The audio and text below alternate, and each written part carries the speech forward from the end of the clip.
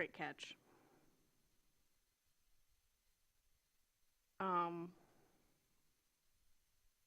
Do we have a motion?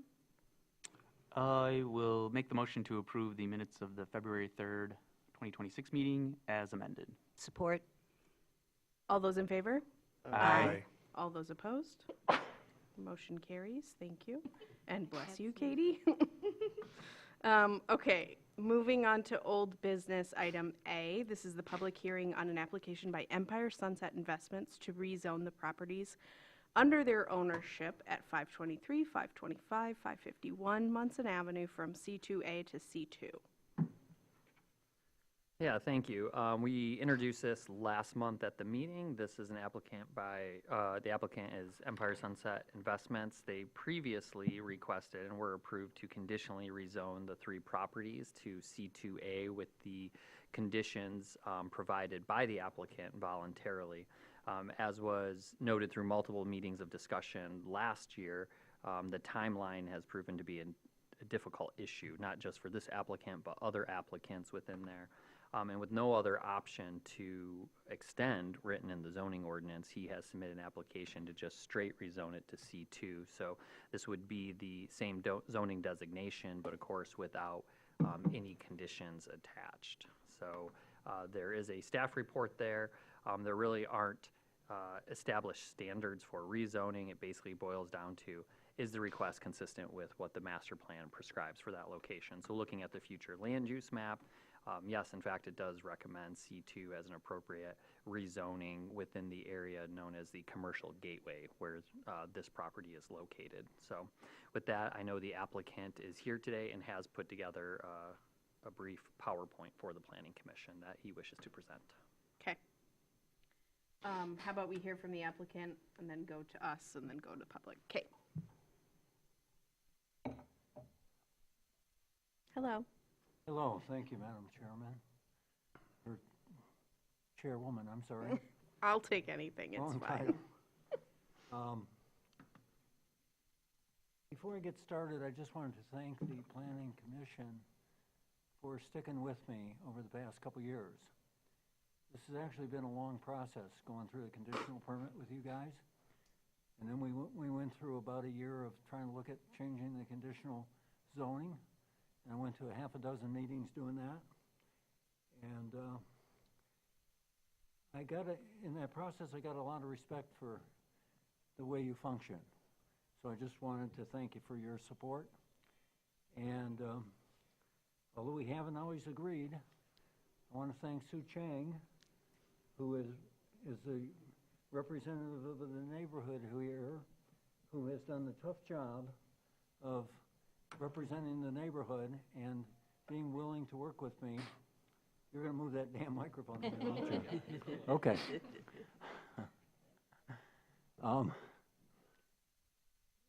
But anyway, Sue, thank you for working with me, and so let's move on. I don't want to take too much time here. So I own Empire Sunset Investments. I'm the only owner. And they own the property. That's why it's there. There's my email. There's my phone number. I'm more than willing to talk to anybody about this at any time. These are the lots we're talking about: 523, 525, 555. The team that I've had working on this for the past couple of years, Heather Burson, she's the owner of Third Coast Bakery. And I don't know how many people have been in Third Coast Bakery. I'm not going to ask anybody to raise their hands. But she is a textbook example of entrepreneurship in Traverse City. She started her bakery baking cookies in her kitchen and selling them at farmers markets. That's where I met her. And I kept buying cookies from her. And eventually I helped her find a place out in a farmer kitchen in the middle of nowhere. And, you know, years later, we finally stumbled on a place on Munson Avenue. And here we are. But I've got tremendous respect for her, and she's just been a textbook role model of entrepreneurship. Colleen Shannon of Dove Code Studio is a contractor I have under contract to look at streamlining the workflow for Heather and maybe adding another bathroom to the bakery. That might be an addition to the building, maybe not. She's also looking at a potential addition slightly up from the bakery, which I'll show in a second. Jerry Tomsick, who's with Cunningham and Wimp, is here. He's a senior project manager for them. They are a big-time, major construction management company in Michigan and elsewhere around the country.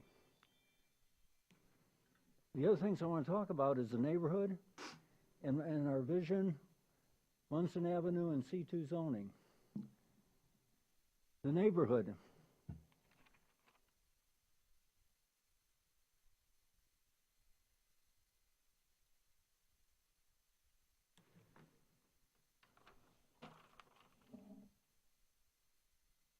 When we got to the conditional permit, the neighborhood had a lot of concerns. A lot of them didn't want anything ever to happen there. That was probably, would certainly have gotten a great vote. And a lot of them were concerned about all sorts of things. I was very sympathetic to their concerns, and that became the 7 conditions on the conditional permit. With the conditional permit running out, those concerns the neighborhood has did not go away. They're still there. And 5 of those concerns that were in the conditional permit are going into the new restrictions on the property permanently forever. The other 2 we've dealt with in a different manner. So I feel like in working with Sue, we've come to a satisfactory resolution of how to move forward. But the important concerns they had of certain businesses not being able to open up on that property, although they're authorized in C2 zoning, those are going to be never there. And the operating hours of any business there is going to be limited to 10 p.m. And that's going to be coded in the property, no later than 10 p.m. And C2 allows 2 a.m.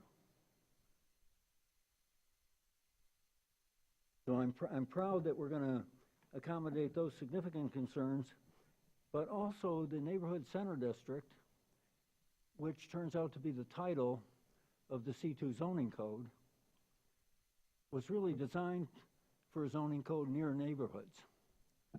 And it turns out, when you really get into the detail, there's a whole lot of restrictions in there in terms of setback, canopy requirements. Commissioner Anderson at the last meeting mentioned the canopy requirement, and we weren't sure exactly what that was, and we looked it up, and I think Sean said it was 35% of the site has to be canopied with trees.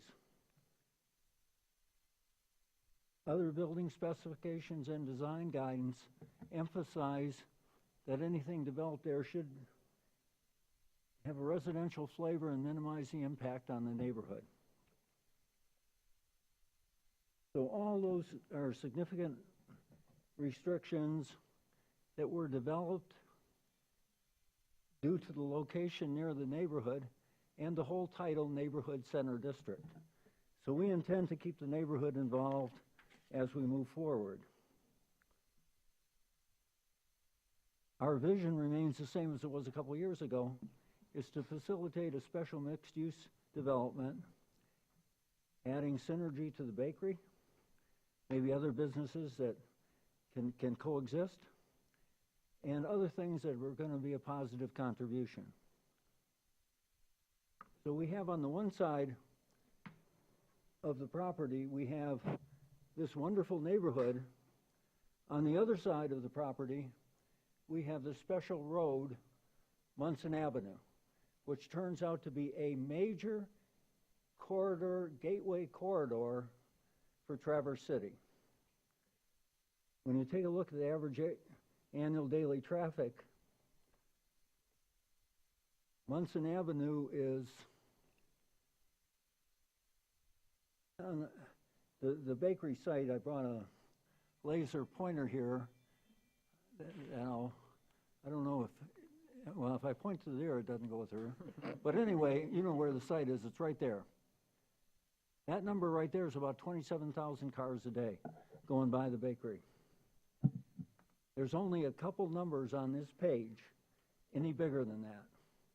And it's the same road downtown between Garfield and Division, and out at South Airport between Garfield and Division.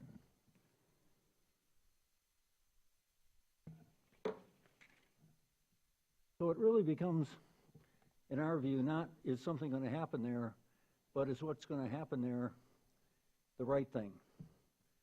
And this is a conceptual site area plan which Jerry and I developed with input and listening to the people at this meeting. This is conceptual areas, and that upper left-hand corner, that brown box, that's where the bakery is.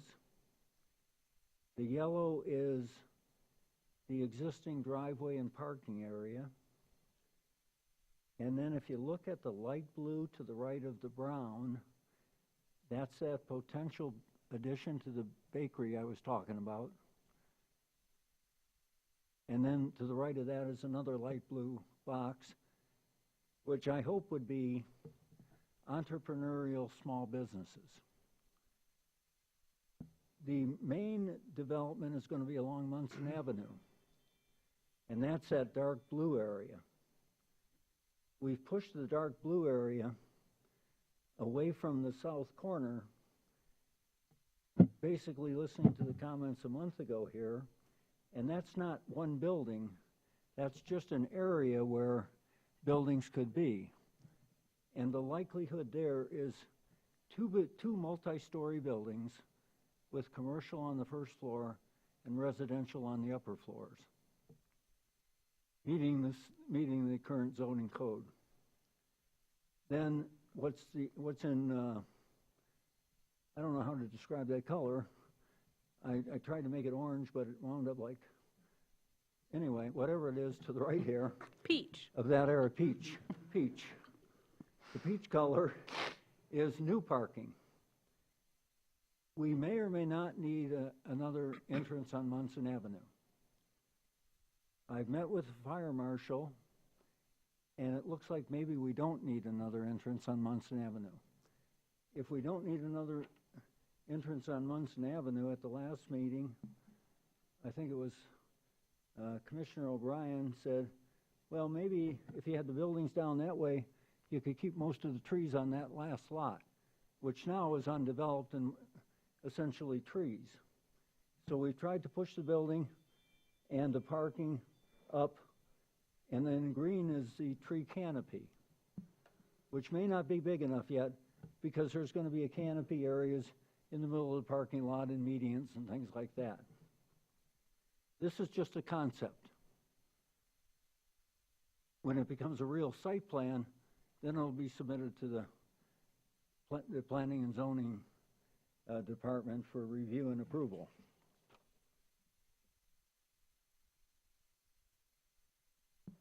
So just wrapping this up, C2, the zoning we've already established really allows a range of uses that are going to allow us to get to our vision. Based on the master plan, it is a prescribed zoning designation for the area, and it's consistent with the future land use map. I hope it also encourages creative entrepreneurial businesses. So in conclusion, the staff report and the master plan support the proposed zoning, and the C2 zoning, I think, is the best outcome for what is really a very special site, and I feel lucky to own it. And we respectfully request the approval of rezoning 523, 525, and 551 Munson Avenue from Congressional C2 to C2. Thank you. Thank you. Any questions from the body for John before we open the public hearing? Okay, Brian, then Jackie. You talked about guaranteeing those previous restrictions that were in the conditional rezoning. Are you talking about a deed restriction? Yes, sir. And who would hold the deed restriction? I have a lawyer who I've worked with on the deed restrictions, and his job is to get the deed restrictions placed concurrently with the rezoning being done. And those deed restrictions wording I've gone through with Sue Chang. When you say who's holding it, I guess I'd have to refer that question to him. I mean, who would own the deed restrictions?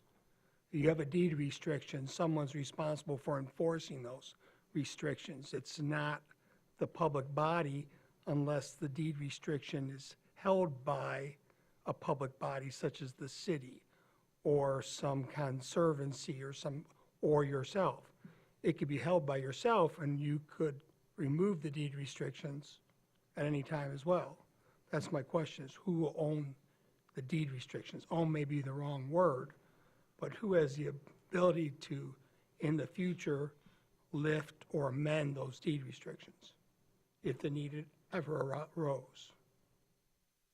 The one thing I'd say is that's not within our purview, so I don't want to pressure John into answering if he doesn't brought it know up, the but he answer. raised this issue. Yeah. It's been raised, It has and been. he's making it part of his argument. I just want to know how that's handled. And if that is handled, then I want to know if anyone's approached the city, if the city has any interest in handling that. And I don't know, it's a rezoning, which he's brought up. He's offered us the deed restrictions. Cities get involved in deed restrictions all the time. So I did have a chance to talk to the city attorney about that. So far, we have not been approached, and nor has she suggested that we hold that. In fact, her recommendation was to have John not speak much to deed restrictions because it is not the basis for making rezoning descriptions, and felt that that begins to start a precedent of a quid pro quo of like, it really ties back to the master plan, not what can you offer us up? If Yeah. anything, that's more like a conditional rezoning, which this is not an application for, so. He's just mentioning it to be transparent. Yeah, and- so yeah. we have not been asked. I don't think the city attorney would support us holding the deed restriction because as a method to get things replaced, she does not necessarily agree with that. So I think it would be individually owned or held by the property owner, transferred with the property. What happens beyond that, say John Collins doesn't own it at some point, I'm not informed enough on deed restrictions to say how they can be lifted or anything. I just know the troubles that we deal with as a city trying to deal with deed restrictions from generations ago and not being able to get them cleaned up, so. The property that was the apartment building on Garfield Avenue had deed restrictions, some of which, and different restrictions on it. To build that apartment building, those restrictions all had to be lifted, and they were. Good, bad, or indifferent. I'm just saying they exist, and they can be removed if that's the intent in the future. But that's my only question. If he's proposing this, and it's out there as part of this, then either it's part of the application or it's not. And if it is, It's not part of my application. It's something I'm voluntarily doing separate than this project because it was part of the conditional permit and a concern for the neighborhood and a concern from this committee as a courtesy. I wanted to update you that I'm doing the best I can to honor what the community and I have agreed with, and I've been counseled that's the best way to do it. And maybe there's some details that need to be worked out, but it's not part of, and these restrictions largely are on the things like uses and operating hours, and not on changing. First off, you can't change the zoning code, but I can't say you don't have to use the building's structure manual on figuring out the structures on the building. You can't give a restriction to something that's illegal.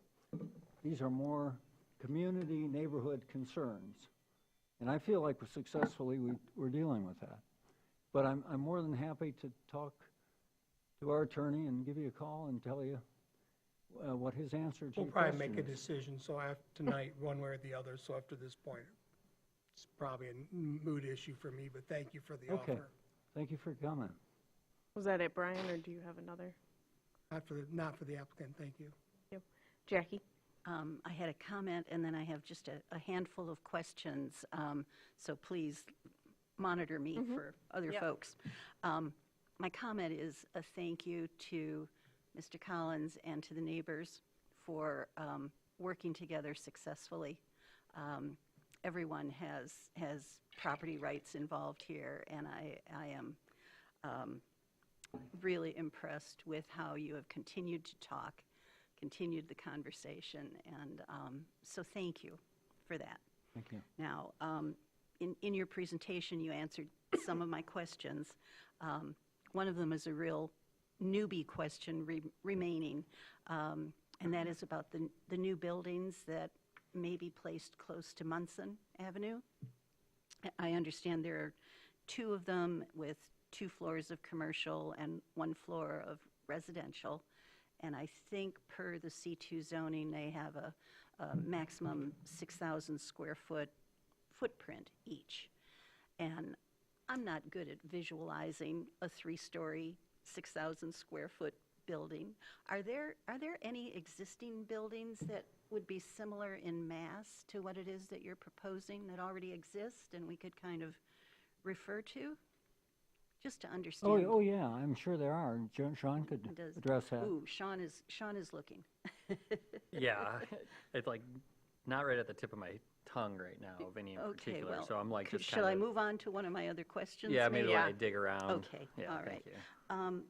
The other one had to do with stormwater management and impervious surfaces. And I think there's a 70% guideline for this combined parcel. It brought to mind that not long ago in our city commission deliberations, we met with the Grand Traverse County Drain Commissioner regarding a storm sewer outlet that's just a few parcels away where 8th Street, dead ends and makes a 90-degree turn onto East Bay Shore Boulevard. And there is a major outlet into East Grand Traverse Bay at that intersection. And I remember photos of floating dead squirrels. And anyway, it's under the, I understand it, that the Grand Traverse County Drain Commissioner is examining the possibility of establishing a stormwater assessment district specifically, to serve that major stormwater outlet. And I wondered if we have any flexibility to either request less impervious surface or to ask for more stormwater retention on site. I just don't want to make the issue of stormwater runoff rushing down 8th Street into the bay any worse than it already is. So that was another question I had. The reason why I get professionals like Jerry involved, that type of question is a technical question which will be solved in the site planning process, and the engineering to keep stormwater, number one, on the site and not leaving the site is the first strategy.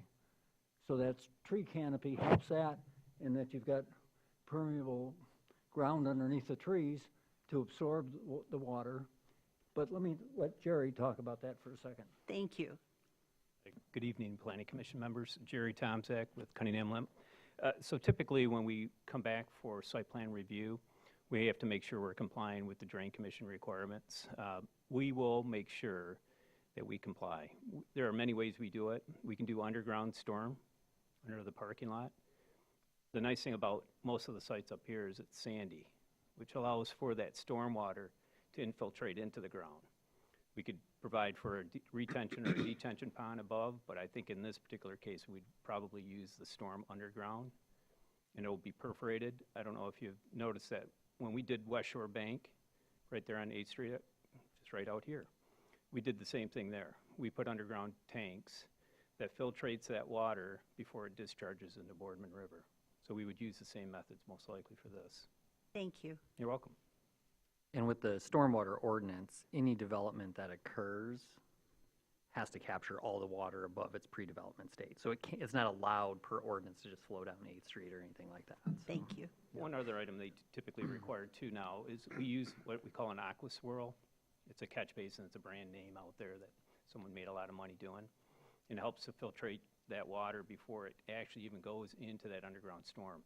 And then over a period of time, you have to clean that sump and that catch basin out. So Jackie, to go to your prior Thank you. question, just looking around, so near the corner of Milliken and East Front, the Huntington Bank right there. Yes. So I was looking at C2. The footprint of that building is 15,000 square feet, so more than twice what each building would be allowed in scale under this proposed zoning designation. And that's not counting the canopy for the drive-through, but the actual building. So picture that at half size, 3 stories tall. Yeah, and it can be a little misleading from the street because it's orientated this way, not Yeah. this way, so, it looks narrower than its depth is, so this would probably have a different perception because we have a requirement about, filling a certain amount of the lot width with the building to frame in the street, so. But yeah, maybe that'll help give a frame Thank of you. reference. It does help considerably. Yeah. Thanks. And I had just. Go ahead, Jackie, I see one- nothing else yet. One last one. Where did it go?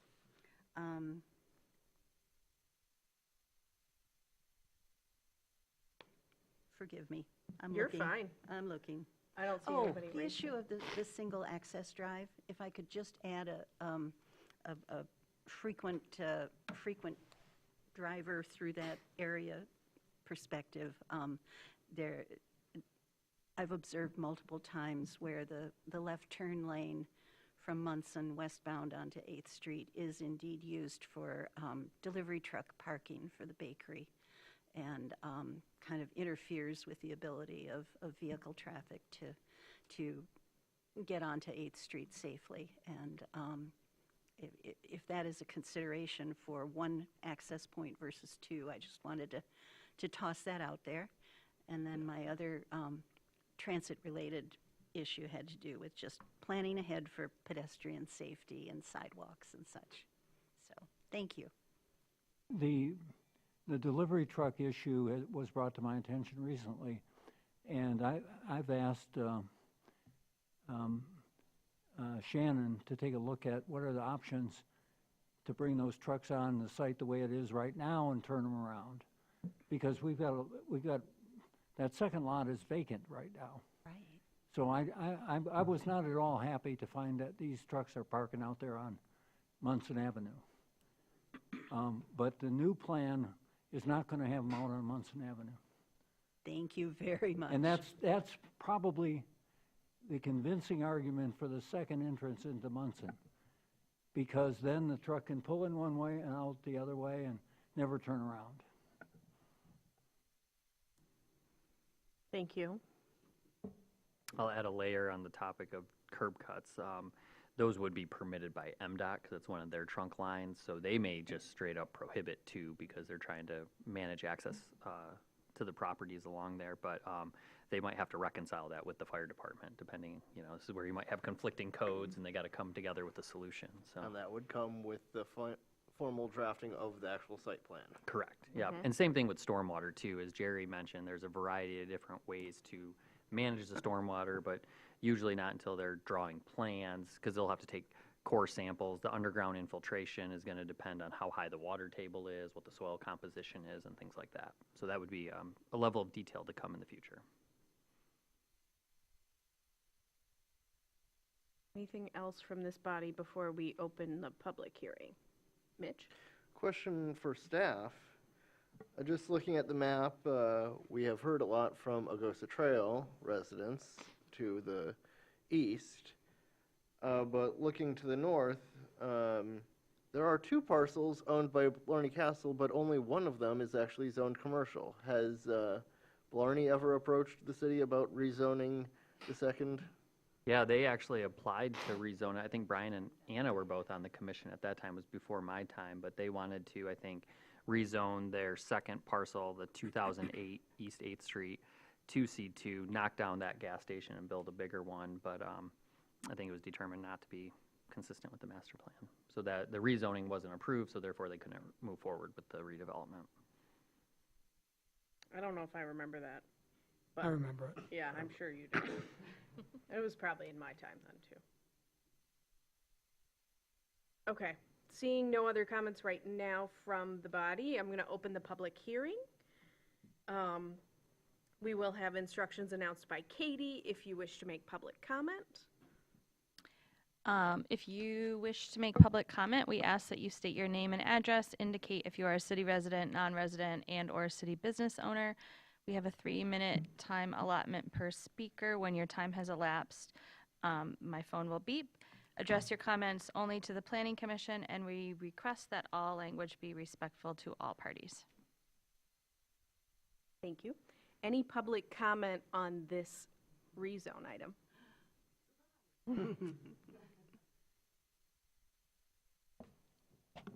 Hi, I'm Sue Chang. I live at 521 Augusta Trail.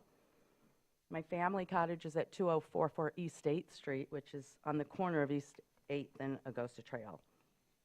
I always have to read this because I think it's really cute. It's from the Record Eagle, 100 years ago today column, and it was probably published, I think, in 2004 or 2005, so it was referring to 1904 and 1905. There's a delightful camp on the shore of East Bay where a number of families are now enjoying the cool bay breezes and living in comfort, having abandoned the city for the time. Some of the families now located there are E.J. Fulgham, William Abbott, George W. Lardy, Thomas Pearson, and J.W. Sims. William and Alma Abbott were my great-grandparents. At that time, they lived on 7th Street, so when they were abandoning the city, they were going from 7th Street down to the end of East 8th Street to the shores of East Bay and Augusta Resort. So it's in my DNA to try and protect this little neighborhood known as Augusta Resort.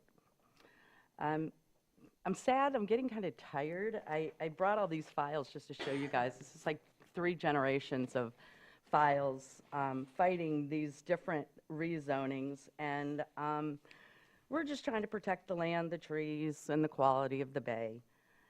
John is not our enemy. Growth beyond the infrastructure is more the enemy. The intersection of 8th and Munson is tough. As Old Mission population grows, it puts a lot of pressure on that intersection. Sometimes traffic curves all the way around to East Bay Boulevard. I do worry about the impervious surfaces and how it overburdens the storm system. I understand that stormwater will be managed on site, but we built when the water was low, and then the water came up high, and it's really hard to manage the water when the water table is as high as it gets down there near East Bay, and when all the water from all the other new buildings and impervious surfaces are rushing to try and get to the bay. It's something that really has to be managed carefully. So just something to keep in mind. Hopefully you received my email, so you know what our concerns are. Regarding the C2, yes, we're concerned about businesses being open until 2 a.m. Yes, we're concerned about amplified music from rooftops and parking lots. We spend a lot of time in the summer outdoors, as do all the neighbors, and on the beaches. And the thought of having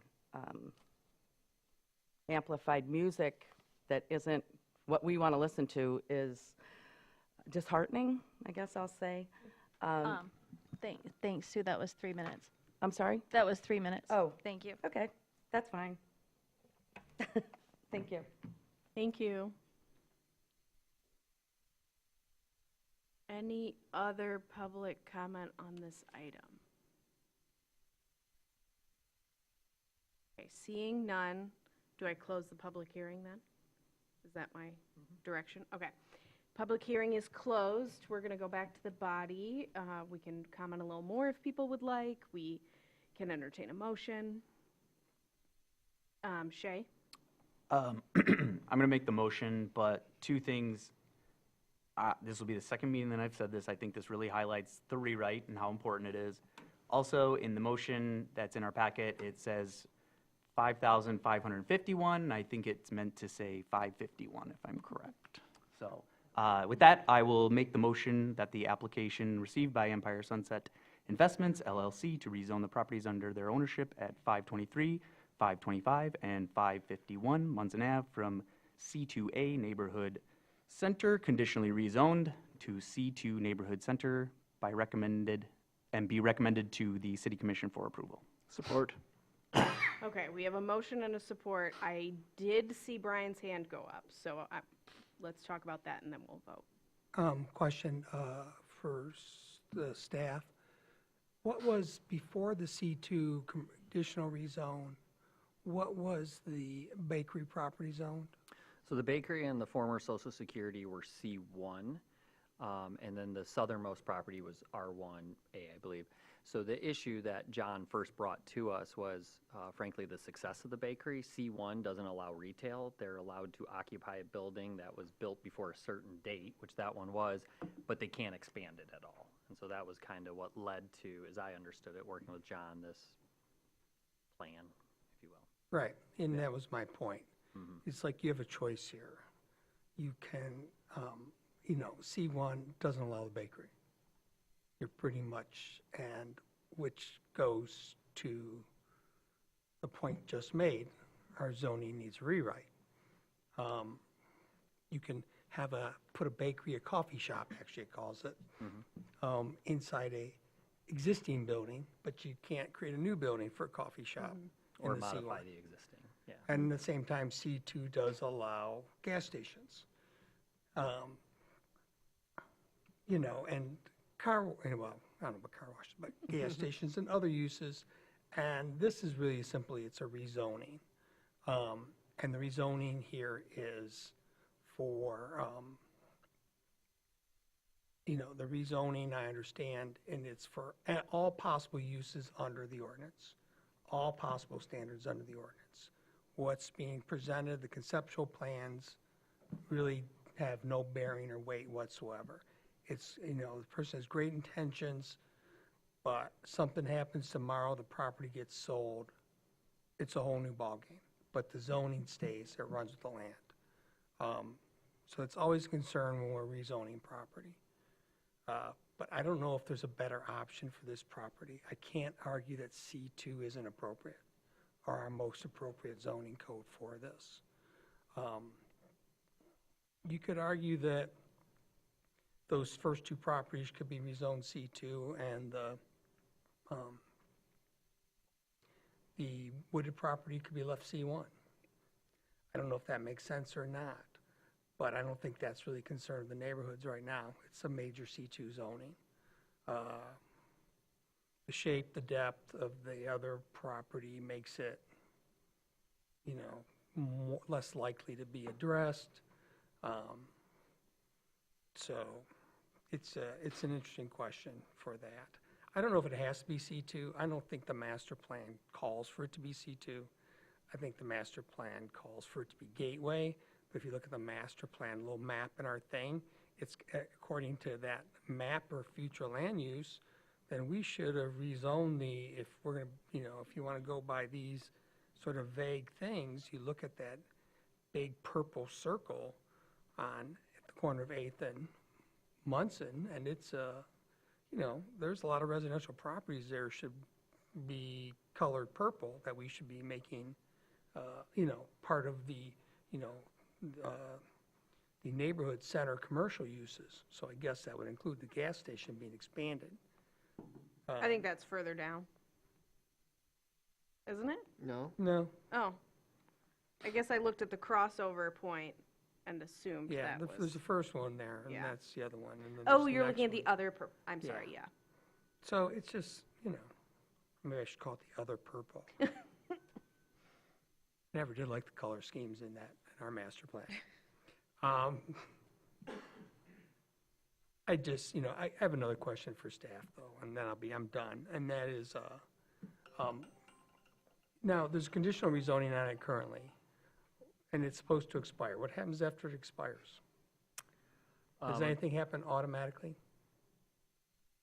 That's going to be a good question to ask with the attorney. I was looking at it this week, and it says it reverts back to its original zoning.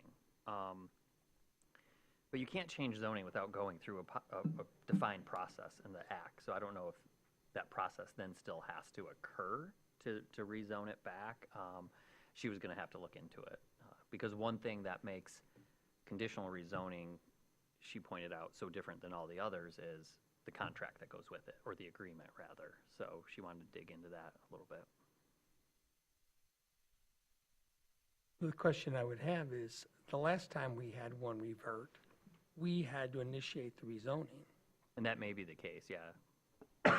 And so I guess my question is, if we never, I guess this is a more philosophical question, if we never initiated a rezoning, would the current zoning ever really go away? Let me philosophically think on that, because I can't say with any certainty right now. But I see the point that you're making, and I think this is why the attorney doesn't like that provision in the ordinance. The expiration, especially at 75%. I don't know how, at that point, you're constitutionally vested. You can't stop, someone's construction at that point. So, more to look into. Well, I think it's going to be a moot point, so, but who knows? We'll know until the vote is taken. Gary? I mean, I grew up right down the road from here. Still feel like Augusta Trail's still pretty hidden.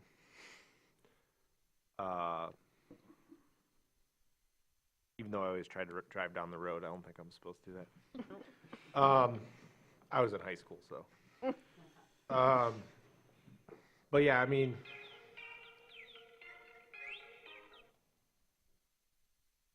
to me, it just, obviously the intention seems to be there.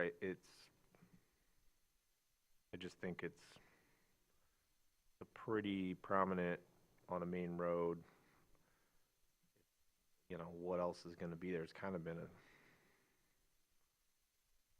dead zone for a while here, so those are just my thoughts. It's just that, like, I think I drive by there all the time, so it's interesting to look at it on a map. All I got. Thank you. Mitch, I think you, Yes. Redeveloping or otherwise seeing further commercial use of these properties is both consistent with our master plan and the historical use of the existing bakery and the office building that had been there on the second parcel beforehand. And I see that as a necessary step in the future. I do wish that we could have pursued the conditional rezoning and kept that as part of our process. Yes, I understand that it presents some challenges compared to just our straight zoning codes classifications, but this case did provide a way for for the zoning on properties to be changed with conditions that were worked out between the property owner and, in this case, the adjacent neighborhood. Yes, that property owner can still put restrictions into the deed, but they do not live in our zoning code the way they did before. And we can hope that it gets developed in the way that's being proposed that is consistent with what the neighborhood wants, but the straight rezoning does not leave that as the only option. However, it's the option that we have before us, and frankly, given the choice of rezoning this or Third Coast not being able to exist, I'd say rezoning is what's most consistent with both current use and with the neighborhoods on both sides of the street vision for the future. Thank you. Okay. I'm pretty much in agreement. I think this makes a lot of sense. I'm hoping that this solves the issue and we don't see this, frankly, this property back again. No offense, John. I really appreciate it.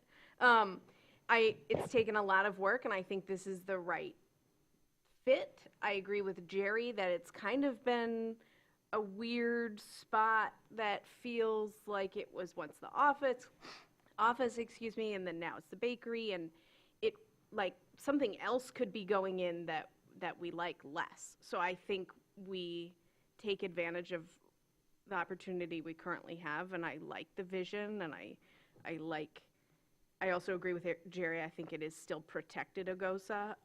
So I like it. Brian, I did see you raise your hand one more time. Do you want to make a comment before we move? No, Before we wasn't- entertain the motion? Okay. So we'll go back to entertain the motion that is on the floor, moved by Shay and supported by Mitch. All those in favor of the conditional, of the rezone? Aye? Aye. Sorry, jumped the gun. All those opposed? Motion carries. Thank you very much. John will talk about the process at Thank the you. next level, and just in interest of transparency, when we work with the applicant, we will try to encourage that south stand of trees to be preserved to the extent possible in meeting the canopy Yeah. requirements, since they're already existing. It'll probably be a nice amenity for the residential dwellers proposed, as well as a buffer to the neighborhood. May even have a talk with John about a future welcome sign to Traverse City on that corner. It's Yeah. kind of a key position. It's a I good can spot. figure out a little spot to make a little gateway sign. I mean, we have the entering Traverse City sign, but that's functional rather than Yeah. welcoming. Yeah, a number of years ago, Dave Weston, he's a landscape architect in our department, designed a bunch of gateway signs for key spots throughout the city, so we could pull those out and revisit them, and they're pretty nice. Question, Yes, Brian. will the contract have to be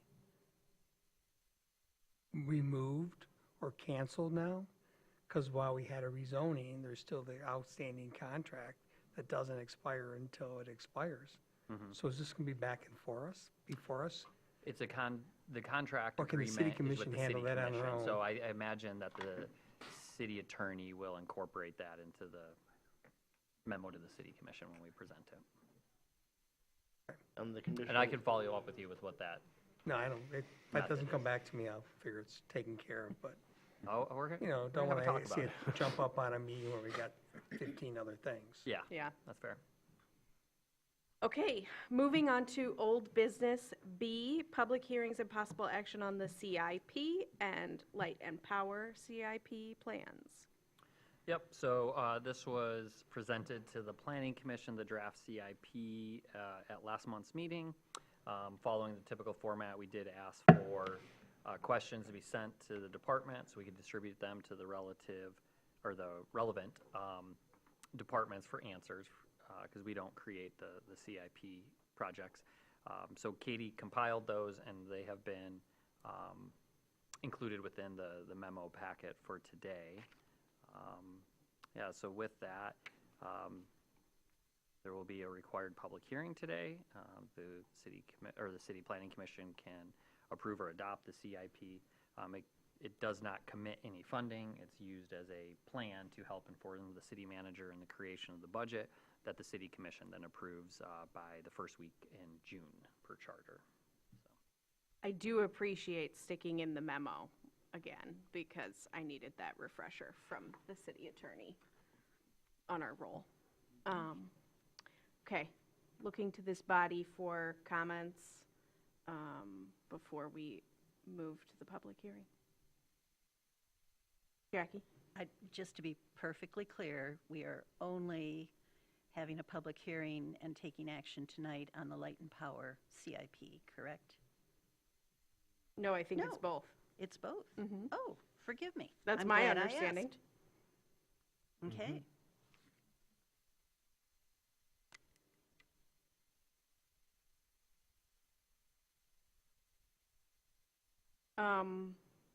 Do we know how fast those then move into like the city commission agenda meetings? Like, will Will Jackie and Mitch then see it again like next month, or will they see it around the budget time?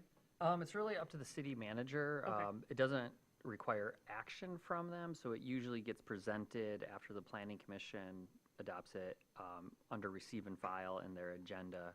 If I recall from past years, and I'm not really involved in this process, I do think when they adopt the budget, it's a series of motions, and they include in there adopting the CIP at that time. Okay. But it's not required that they do that, but I think that's just the practice. Thank you. I just wasn't sure about that.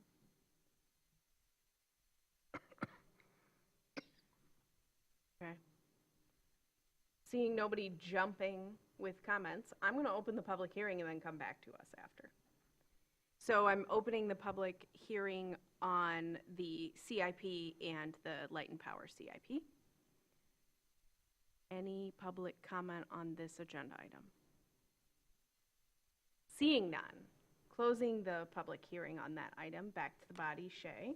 I'll make the motion to approve the City of Traverse Cities and the Traverse City Light and Powers capital improvement plans for fiscal years 2026/27 through 2031/32 as consistent with the master plan in terms of location, character, and extent. Support. Moved and supported by O'Brien and Treadwell. Brian. I'm going to be voting against this. One, it's my tradition. Two, simply because, you know, we do not create this. We have never created this. I've been told, and I'll ask in the past, that we can neither add nor take anything away from this, from the CIPs. And because if we could add things, then I would certainly add funds, a project in there to rewrite our zoning ordinance. Okay, and if I could add things, I would add a completion of a sidewalk system in the city that allows you to go along Munson Avenue, at least to Tom's East Bay, and connect. But there is no such system on either either north or south side of Munson Avenue. There are large breaks in the sidewalk system. I think that would be a priority. That's where I would put a priority. Instead, this system has a priority system that's created by not the planning department, who is the liaison to the planning commission, but by city administration with no input from planning or us. And as you can read from this, we are supposed to set priorities. And we have spent no time setting priorities. Instead, we're given a list and given 3 days to ask questions. And then we're supposed to vote and approve on it. I don't expect anybody else to die on this, my personal battlefield against the CIP. But the city administration, regardless of who the city administrator has been, have never honored the spirit, or even, in my opinion, the letter of the law of the Michigan Planning and Enabling Act. Okay? We're never included in this. We are given no rights. Just hold a public hearing and vote it up or down. We can't amend it. And I can give you a number of reasons of individual projects that I don't think fit with the master plan. But can I do anything about those? So no. Can I tell you that that I don't believe parking needs shows up anywhere in our master plan?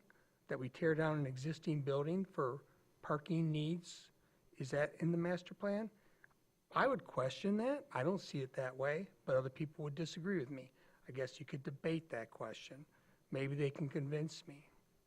I don't know how moving a city-owned business, and which employs probably, hundreds of people in this community, moving it out of the city, falls with moving we're supposed to be follows either the city master plan or the new strategic pillars of the strategic plan for the city. Aren't you supposed to be encouraging manufacturing? Isn't electricity a manufacturing industry? And instead, we're moving it into Garfield Township. And I guess if I was going to put together a CIP and the master plan, I would include the principles of the master plan, not just the principles of the city strategic plan. I think they should both be in there, since we're actually guiding our decisions based on the principles of the action, of the master plan. And then there's a number of items that don't even list what the benefits for the community are. So there's a number of those throughout. Engineering department is particularly bad at that. And so how do you judge whether or not it's consistent with the master plan? And actually, I'm not even sure, I'm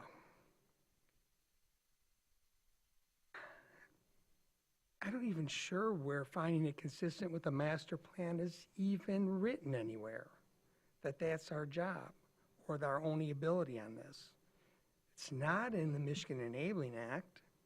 It's not cited in the city attorneys. It's just sort of, I mean, it's not really stated anywhere in ordinance that I can find, other than when projects come to us, they have to be reviewed for, location, character, and extent. And then the question I have is always, based on the limited information that we do have, can we actually say whether or not some of these projects meet that?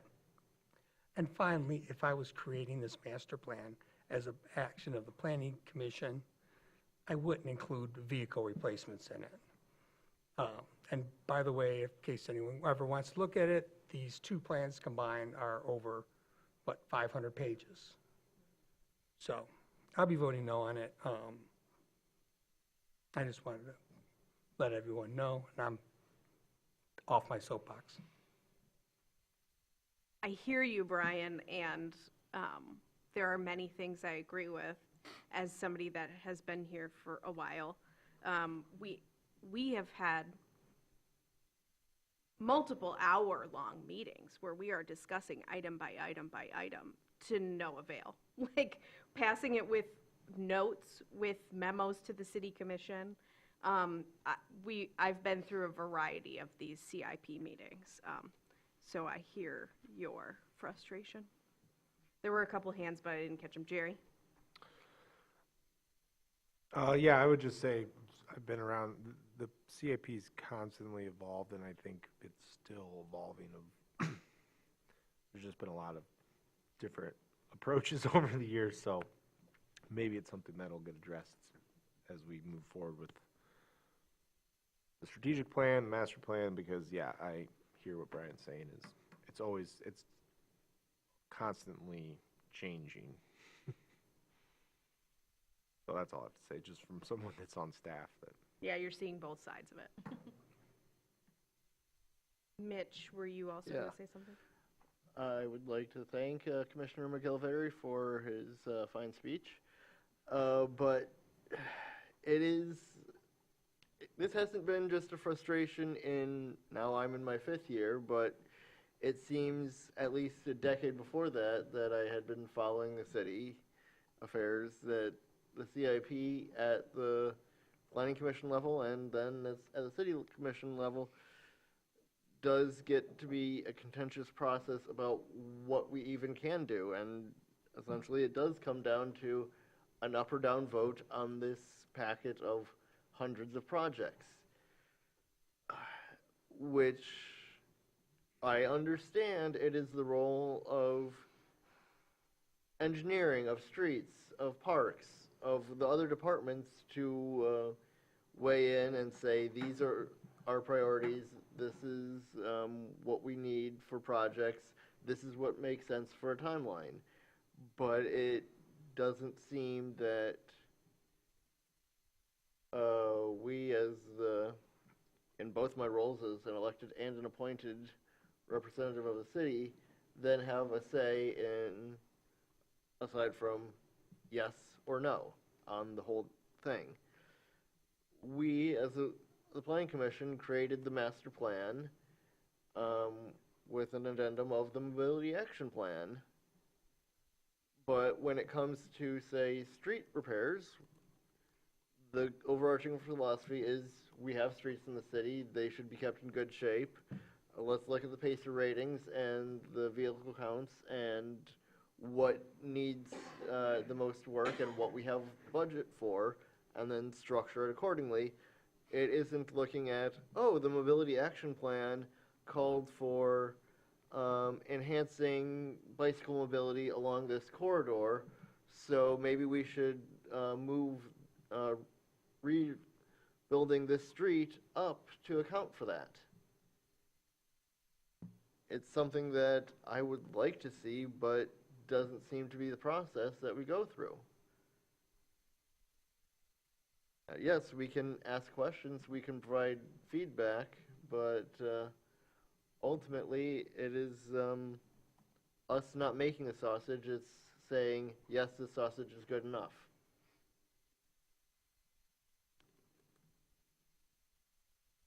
Jackie?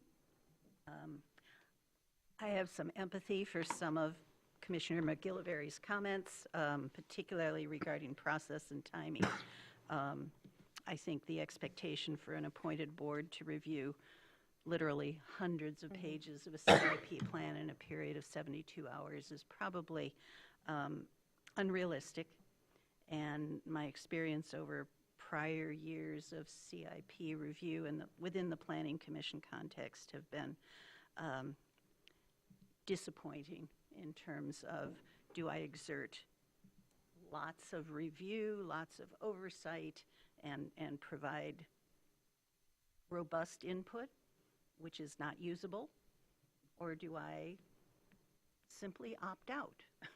And the conclusion I am unfortunately reaching is that I can have more of a voice in the direction of the CIP acting as a city commissioner than as a planning commissioner. And my inclination at this point is to abstain from voting on this item.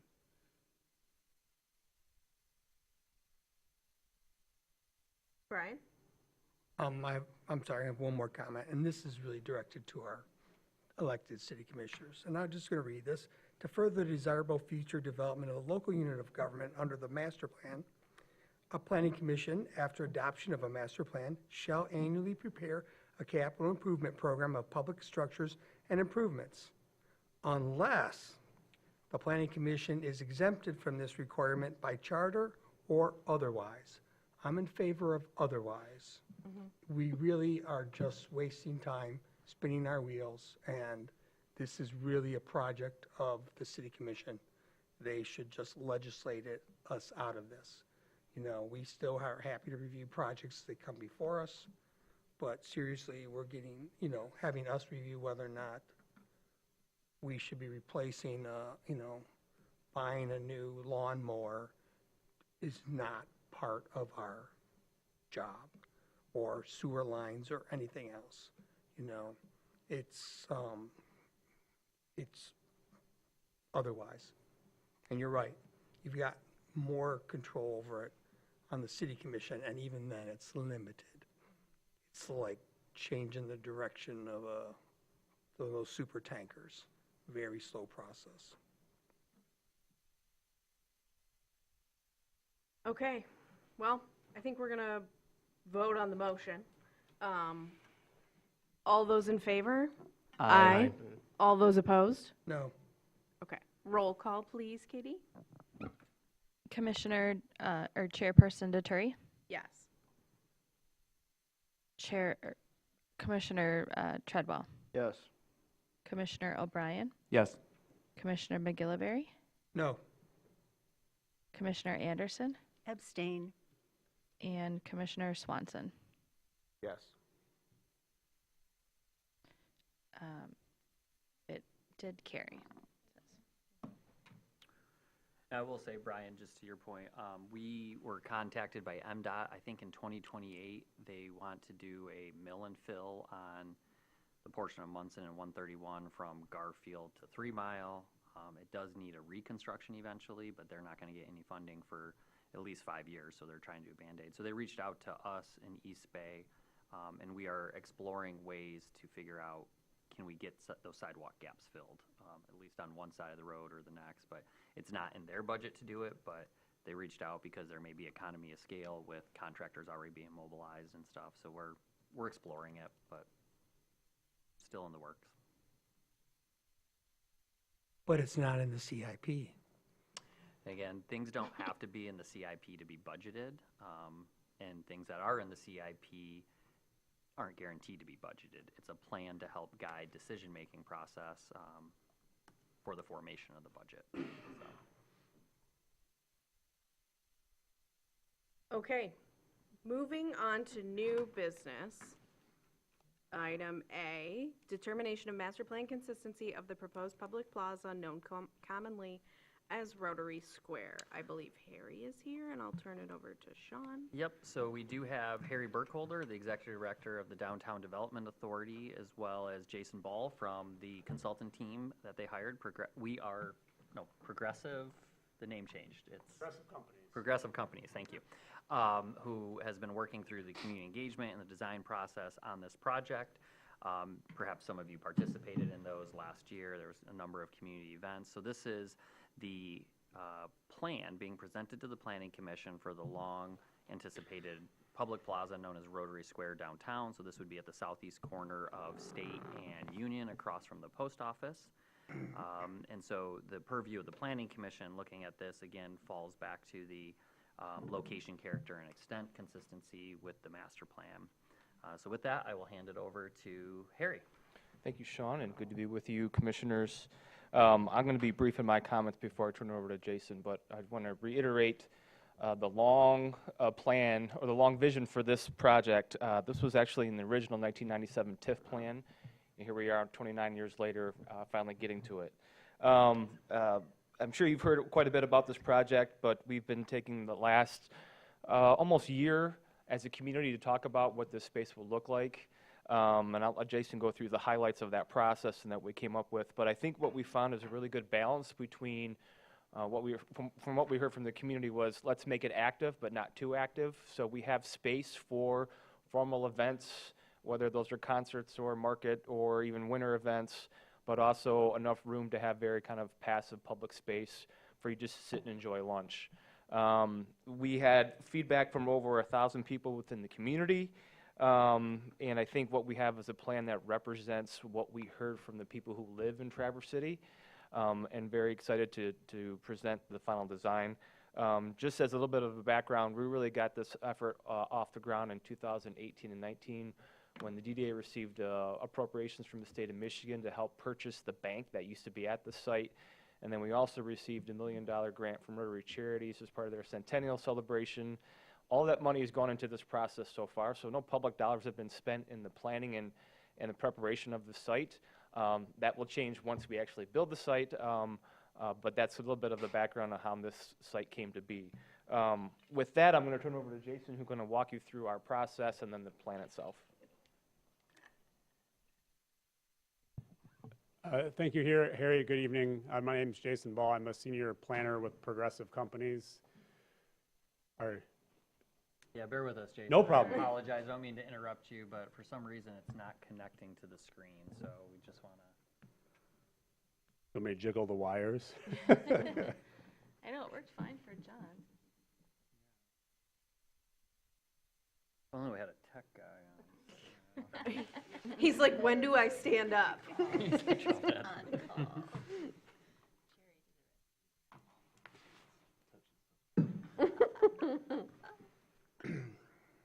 Well, it sounds like we all took his training earlier today, so.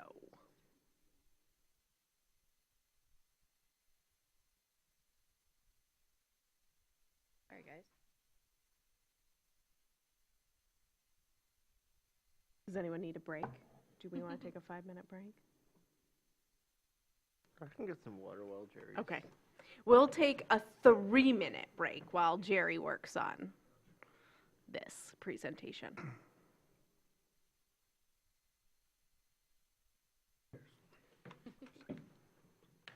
There we go. Gotta love the IT department. Now we have 2 extra minutes.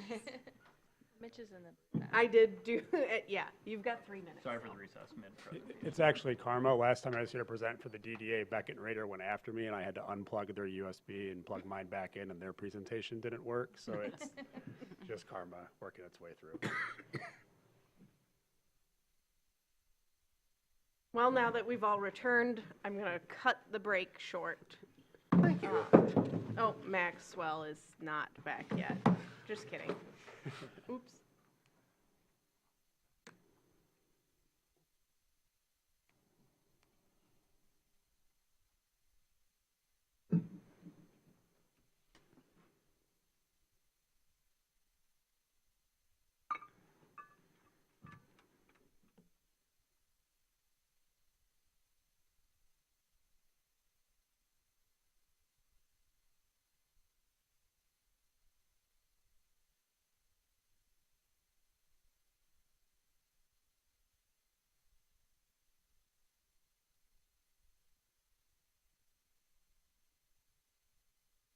Okay. We have 1 minute left, but let's get started. He can just miss the first couple of words. So we're coming back from break. Thank you again. My name is Jason Ball from Progressive Companies. I've had the pleasure of being the lead consultant working on this project with Harry and the team at the DDA, as well as our advisory committee. So I'll just quickly walk through some background on kind of how we got to where we are today, what the overall kind of conceptual design is. Happy to answer any questions about that. And then we have just a couple of quick slides on consistency with the master plan from our perspective. So this is a timeline that actually started in January of last year, or October, December, actually of 2025. So we've been at this process for about 14 months. Over that time, we've hosted a variety of community engagement events. Hopefully some of you have been able to partake in a couple of those. As Harry mentioned, in total, we had over 1,000 points of feedback over the course of what we called the Imagine Rotary Square sort of design process. So there was a community survey that actually closed almost exactly a year ago, actually about a year and a month ago. We then had meetings in the Opera House with a bunch of different stakeholder groups about sort of the vision for Rotary Square, what that would look like. About a year ago right now, we hosted pop-up events at the YMCA, local coffee shops, just to sort of, again, raise awareness about the process, get general feedback. We then got blessed with really great weather for an open house in mid-May, and then had another open house in June on Rotary Square sites, on the site of Rotary Square itself. Both of those open houses were followed up with online surveys, so if anybody couldn't attend, they could provide the same feedback online. You can see here the numbers for our responses. As Harry mentioned, we had about 1,000 total responses. Over that time, again, I'm kind of repeating some of the things Harry said. There were some consistent themes that came up over and over and over again. One of them, when we first started, we had this question of, should this be an urban square or should it be more of a natural park? We heard very clearly, lean more natural, less urban and paved. So that's reflected in the designs. As Harry mentioned, there was a big priority for Rotary Square to be a place for people from Traverse City. Folks that live here, folks that come to work in downtown, not a place that's focused on hosting events or sort of tourist season-focused things, that it should operate well 365 days a year and really serve folks at Traverse City. The last thing on this list, but it probably isn't last in terms of priorities, was the thinking through the connection to Fish Pass and the river from Rotary Square. So as you all are probably aware, there's an alleyway that runs between Rotary Square and the river, as well as some parking spaces. From the beginning, this was always the top one or two things we heard from the community when we were doing engagement, was we can't miss the opportunity to make that connection to the river and Fish Pass via Rotary Square. So I believe in your packet was what we called our schematic design package, which walked through all the different design details from a conceptual perspective, as well as the public engagement. So if any of you had questions about that, I'm happy to answer those. But just from a broad overview, from a conceptual perspective, this is our kind of rendering of what the proposed conceptual design of Rotary Square looks like on your left. And then, as you all are used to seeing it as a planning commission, kind of our boring landscaped site plan on the right-hand side here, your sort of CAD line drawing. The concept here really, based on community feedback, we called this our Petoskey stone option. With the sort of oval shape in the middle. The inspiration for that really was kind of thinking about Petoskey stone in terms of connection to the landscape and the water, and then sort of filling in the space around that, as Harry mentioned, wanting to be sure that the square, the park, has a couple of different functions, that it can host small events, it can be a larger gathering space, but also that it's got these effective nooks and crannies, not nooks and crannies that are unsafe, but places where you could still sit with somebody while something else is going on and have sort of a quiet conversation, enjoy a cup of coffee, and not have to be sort of in the middle of it all. So this is just a series of renderings or perspectives from that design packet you all had. The top left of this is sort of if you're standing at the corner of State and Union looking into Rotary Square, what that entranceway looks like. Top right is a view of what we called the overlook and some swing benches. Our advisory committee really sort of was onto this idea of having some sort of adult and yet playful elements in Rotary Square. So we didn't want it to feel like a playground, but at the same time, we didn't want it to be sort of stuffy. And so the swing benches are there. You can see the small slide down from the overlook. Again, there was a strong desire to include some elevation in the space, not just have it be flat. And so there's that overlook element in the northeast corner of the site. And then bottom left is sort of looking down Union Street. Again, we're sort of wanting to be sure that we related to the street. There's nice seat walls and some options there that face Union. But also then as you sort of enter Rotary Square, you have sort of some separation from the street. And then lastly, in the bottom right-hand corner is sort of looking over that central lawn space. And there's a large pavilion structure at the southern end of the site, just in front of the alleyway that, 340 days a year or whatever, functions as a nice shade structure, an opportunity for people to sit and get out of the sun, be out of the weather a little bit. But then on those days where there's an event or something happening at Rotary Square, it's a good place to be able to put a portable stage in. It's full of necessary electricity, utilities, AV, et cetera, to host those kinds of events. So we're through conceptual and schematic design. We're now getting into the design details. So we're working with the DDA as well as the city on how we're sort of wrapping up finishes, what kinds of pavers and choices are we making for concrete throughout the site. Also thinking about how that relates in the alleyway. One of the things we heard very clearly from our partners at the city who are on our advisory committee was we needed to be sure that alleyway continues to function as an alley, but we wanted to provide some mechanism to be able to say this is still an alley, you can drive through it, but we don't really encourage you to drive through it. It's really a space that's designated for the park that has that option to move through. So if you look through the design details, you notice there are some removable bollards there that could be installed when an event or something is happening to sort of limit vehicle access. The rest of the time it would be open, but with some sort of messing with the concrete finishes a little bit, making it clear that as you're driving through it, it's a place that you should be paying attention to pedestrians driving slowly, not, quickly cutting through in your car. Again, from a planting perspective, we've worked with the city's Parks Department to be sure that we're selecting plant materials that align with their expectations and things that they know work here in Traverse City, really leaning into native plantings as well as a variety of different species that are going to sort of age well over time.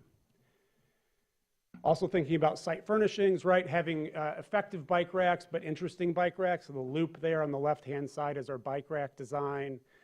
Thinking about water fountains on the site that also include water bottle filling stations as well as a pet drinking fountain in the bottom. Again, just thinking about how we relate the site well to sort of the use in Traverse City. Light fixtures that are similar to the ones in downtown. So just sort of working through all those features to be sure that we're really blending the site in well with the existing character and urban design in Traverse City. And again, these just sort of those details on the structures that we're working through now. No big changes here. But again, just thinking through exactly how those function at this point in time, being sure that they're going to work well, and we're feeling very good about where that's headed. Lastly, no stormwater is a priority for the city. We've worked through stormwater design, working with the city engineering department just to sort of wrap up some of those details designs. Being sure that we're managing stormwater effectively on the site. Obviously, we're not adding a lot of impervious surface, but it is increasing slightly with the hardscape to the north of the alley, and so providing for that and being sure we're managing it effectively, working through that with city engineering. So that's kind of the quick overview on design. I'm happy to answer any questions anyone has or the process on engagement. If you have any, otherwise I'm happy just to hop into consistency with the master plan if it's helpful. Shay. Two things. I've noticed AT&T is, and this might be a question for Harry more than you, I noticed AT&T is plowing their snow into those trees along the parking lot there. Is that something that you guys have been working with to maybe stop? I think that's an ongoing conversation that we need to have with them. Certainly, we're aware of the issues of that continued activity if the site were to be fully developed, and we're actually looking at some design scenarios that would mitigate that, but that's a conversation that we're going to have with AT&T. Okay. And then the other thing, the alley, I really like this. I want my alley to look like this. My question is, are there curbs, like how it swivels like that, are those curbs? Or is it just different colors of concrete, basically? Different colors of concrete. Okay. Those are not curbs. The curb lines are the sort of hard lines on the sort of north and south of that image, right? It's just different colors of concrete. Cool. Mitch and then Jackie. Yes. A number of questions, but two right now. One, I assume that this is just the rendering you went with and isn't actually part of your project area, but I notice you have removed the bus stop, both the marked parking and the physical bus shelter along State Street. I'm presuming that that will be continuing? That's correct. Yes, and it's just not in the renderings because... It wouldn't be cute. I think it was it not. is very cute. I think it was actually not in the original aerial image we used to base the rendering, so I apologize. Well, it's for there that. now. Yep. And it's important to incorporate elements of the built landscape that are likely to continue. Another thing is, it's in the site plan, it's not in some renderings like here, but the desire path, there will be paths that people take across the grass, but while this shows one going from the northwest corner towards Fish Pass in the south east, I, just looking at the space, would seem it more likely that there'd be a desire path forming it, perpendicular to that, as people have a clear sight line across the corner and will walk across the nice green space rather than taking the sidewalk. Yep, so we actually talked about that as with our advisory committee as we wrapped up design. So we identified this one pathway through the middle. We hesitated to add more just because we felt like it would break up the lawn area to a greater extent. So we have also thought in great detail about how we're going to seed and ensure that we maintain that space well. And so there is an operation and maintenance plan that went along with this that we've worked on with the DDA to ensure that space is effectively maintained.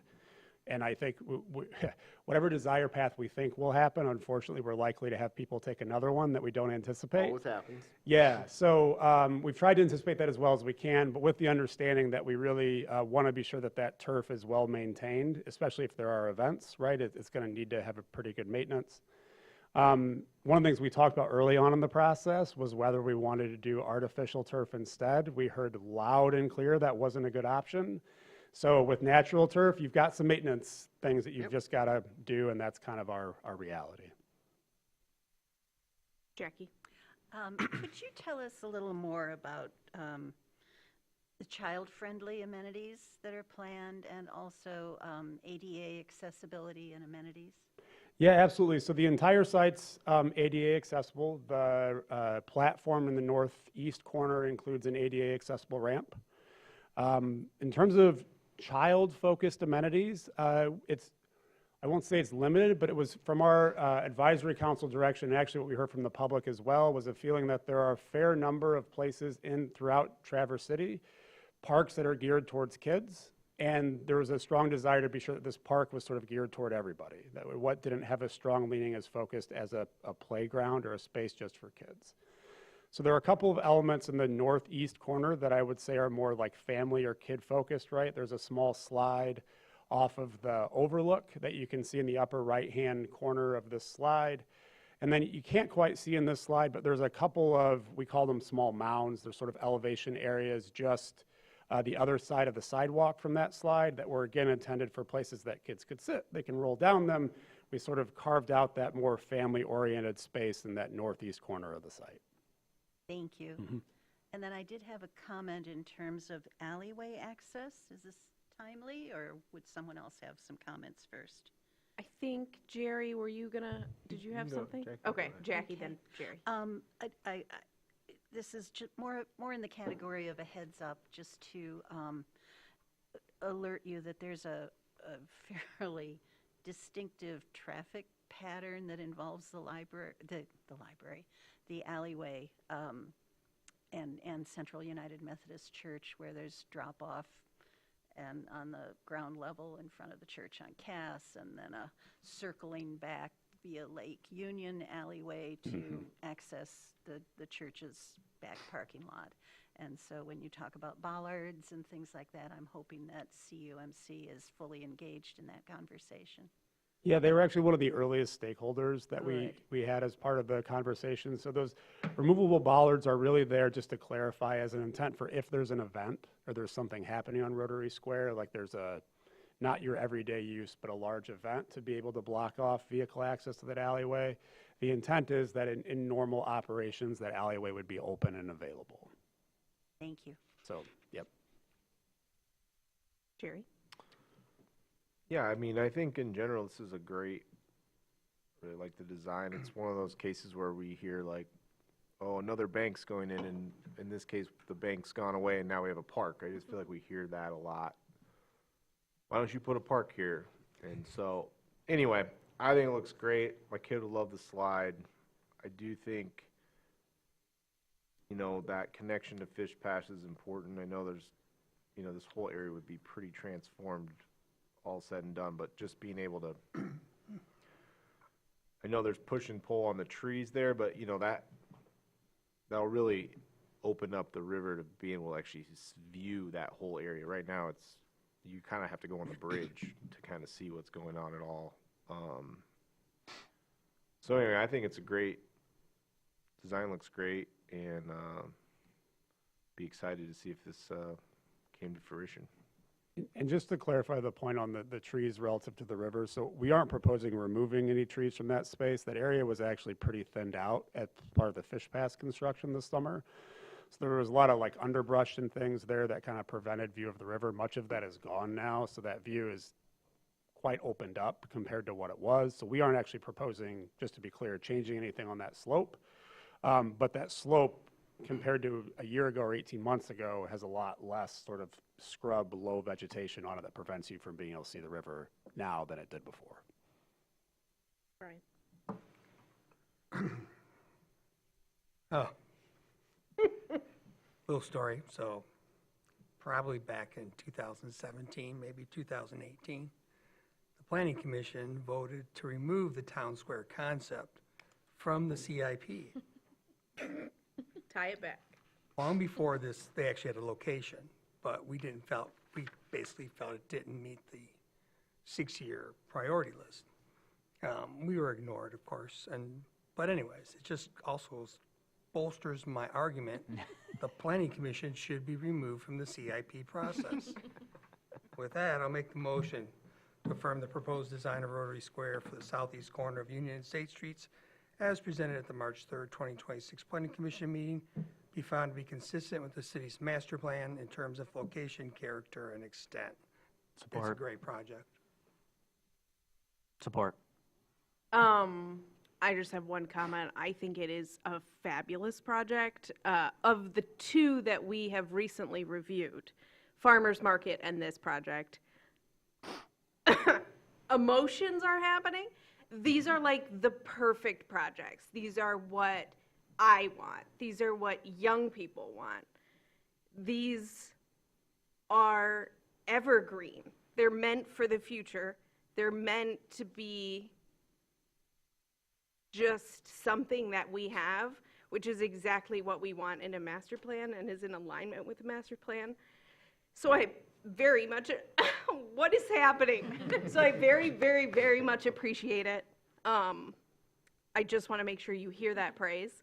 And as somebody this is literally my walking path. My walking path goes Washington, 7th, all the way down, go back down 6th, and I'm the person that crosses from southwest corner to northeast corner of that park through the little grass.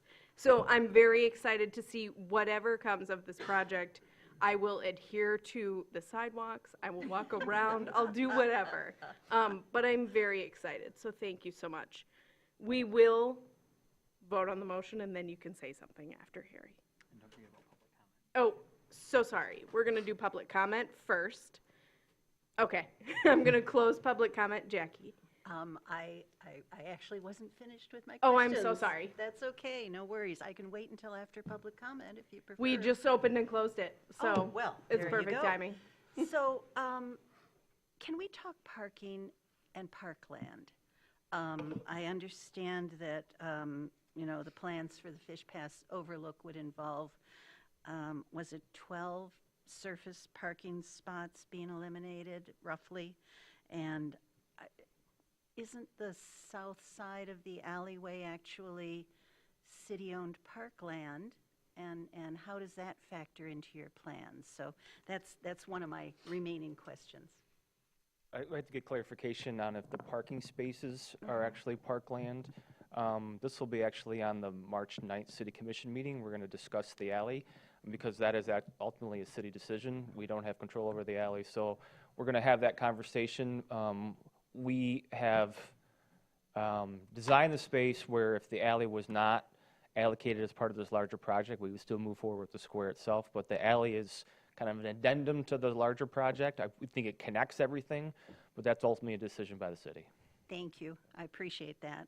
And then my second remaining question had to do with, are there any more details available on your operations and maintenance plan? I'm being sensitive to the fact that, the majority of Rotary Square is not city-owned property.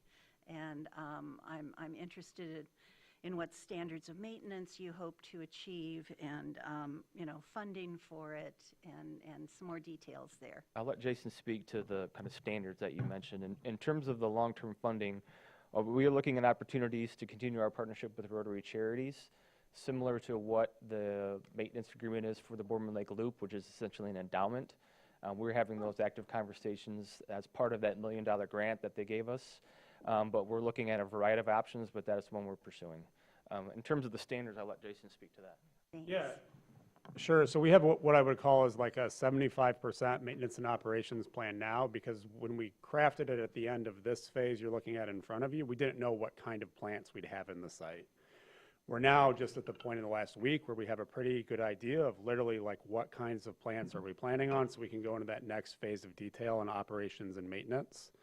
In the initial conceptual design, we didn't know exactly what species we were going to have and so what the requirements would be for ongoing maintenance. So the standards in terms of expectations are, we have standards in that plan for how frequently trash cans are emptied and how frequently beds need to be weeded and cleaned, with an assumption that that would be contracted, as Harry mentioned, through an endowment or paid for separately by the DDA versus a city requirement. Does that answer your question? Thank you. Yeah, the latter part does. I was much more interested in our plans for keeping this squeaky clean and usable by everybody and not running into some of the feedback regarding maintenance that we as the city commissioners received. Everyone heard them last summer. So that's my interest. Thank you. Okay, let's vote on this. Oh, Mitch. Yeah, it's just some final comments. I think that this is a great process that has gone through with a lot of public feedback. I definitely think that in terms of location, character, and extent, the location is definitely consistent. The character is a much more activated space, and the extent is what it is. But my concern looking at it is, yes, it does preserve green space. Yes, it has more dimension to the green space with the additional tree planting and additional shade, but it does have a significant increase in the amount of impervious or potentially impervious surface, whether it's concrete, could be brick or other treatment, and some wood in there. That though, yes, it won't be owned and operated by the city, same as a lot of parks, it does seem like it will have increased maintenance costs and potential long-term problems. I think that it's a nice vision, but I do have some little warning bells going off about whether it is too grand to be executed and to be kept up. But I hope that it will be. We have to be positive here. Okay, let's vote on the motion. All those in favor? Aye. All those opposed? None. Motion carries. Thank you very much. Thank you. Exciting project. Yeah, super exciting. Got me all emotional. It was so exciting. Okay, moving on to new business B, presentation on Grand Traverse County Zoning Atlas Project and the Corridor Analysis Project by Maxwell. Yeah, so Maxwell he's going to queue up his computer now, agreed, to provide an overview. So the county, in partnership with Housing North and through support by their Economic Development Corporation, who supported them through funding, has been participating in this national effort called the Zoning Atlas, where they kind of normalize, if you will, all the different zoning ordinances within the county, because they're all written to different codes, and to display it as a map, focusing primarily on where can housing occur based on the zoning, as well as where are utilities located to support that housing, which led to the second phase, the corridor analysis. So you've probably heard us talking about these. There's been a couple meetings. I think Jackie and maybe Mitch have been to one. I saw some of them at the curling club. But we wanted Maxwell to give an opportunity to share that with the Planning Commission as well. So he'll be doing that today. Awesome. Thank you, Sean. Not going to take too much of your time this evening, but I did want to run through two of the maps associated with the project we've been working on with our Zoning Atlas and Corridor. I do have a couple of slides that I have, I should speak into the mic, I apologize, that I've shamelessly pilfered from our January 9th presentation by Ryan Kilpatrick and Flywheel companies. As Mr. Winter mentioned, we have been working in partnership with Housing North on the Zoning Atlas, and what you have here in front of you and included in the board packet is a link that the public can go on and explore our Zoning Atlas. Again, as Sean mentioned, the idea is to normalize some of the zoning across districts so that we can look at data and trends on a broader regional level, and also provide transparency and insight to the general public with regard to this data. So I wanted to just briefly kind of go through the mechanics of how the site works and give an example. What has been great about this project is that when we started off in our area here in our region, we were the only purple, and this was all white and blank. And so now, as other communities have started working on their zoning atlas, we're starting to see other counties fill in. We can even look at what's available or what we can build by right in other areas of Northwest Michigan here. So if you go on Zoning Atlas, you can select the jurisdiction that you want to look at, and in our case, I've selected Traverse City, but it's going to show us some information from our county as a whole. And then we have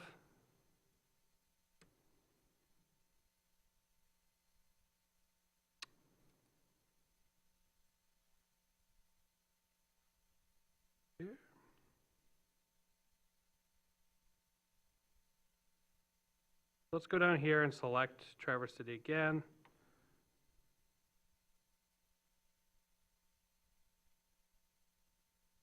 And then I can come down and look and search for properties that I can build single-family homes, and it'll show me this information. Where can I build apartments by right in our county? And you can see that a lot of the purple disappears. We can also see where accessory dwelling units can be built.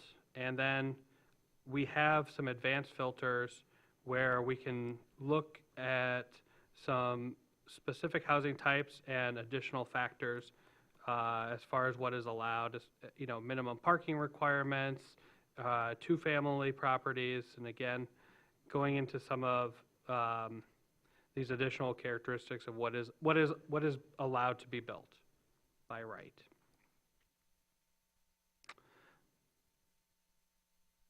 When we come down here,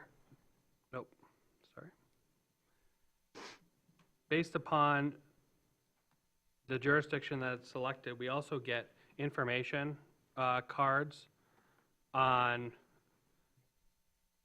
the various zoning, and so we can click on one here. Let's go C3, where we can zoom to that district.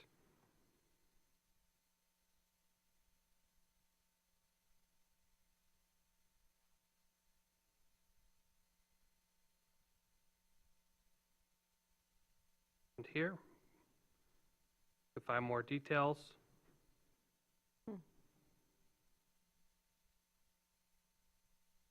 Of some of the activities that are allowed, minimum parking requirements. So this goes into to a little bit of depth about C3 here, and we can do that for other communities. We can go into Garfield.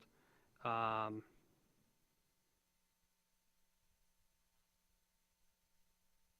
select some of these advanced filters to search for areas where we may be able to build what we want to build.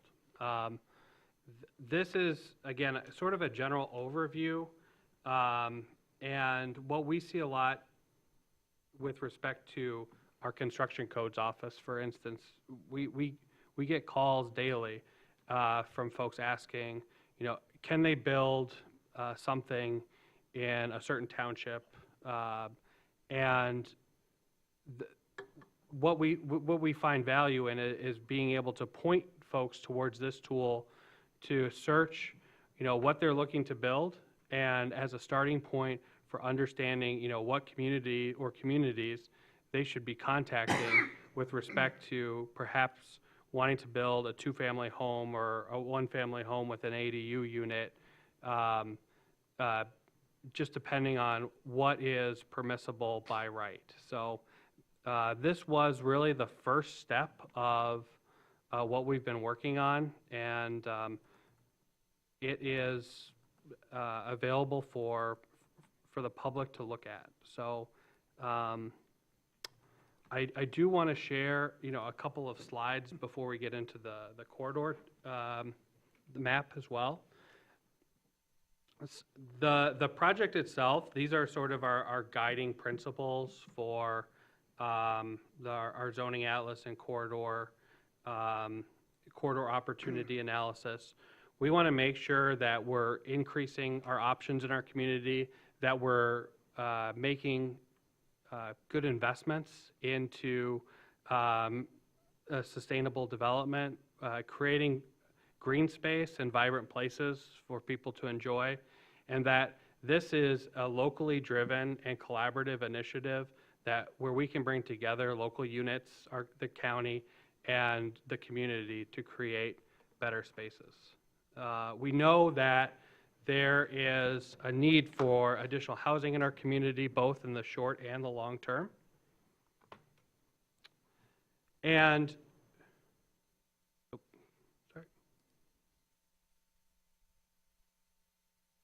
And also, there's a need for different typology of housing. So this slide is very illustrative of the different types of housing and the affordability point. So making sure that there's housing for everybody in our community is very important. It keeps wanting to go to slide 12. So I apologize for that. We also want to show, in terms of the median rent in our area for a 2-bedroom apartment, what that means for folks working in different fields, what is affordable based upon the average income in those careers.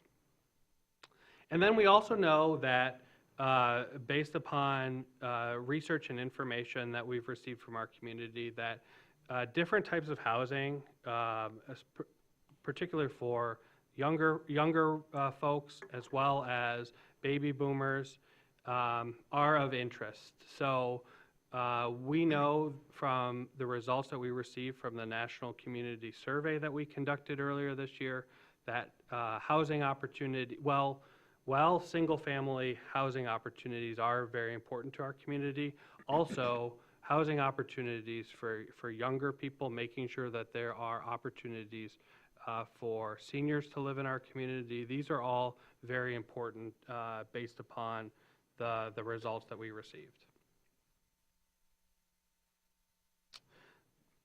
This is just sort of a broad overview of infrastructure costs and what the impact is on higher density development. It affords us the opportunity to pay off infrastructure improvements far quicker because we need overall less infrastructure to support higher density development.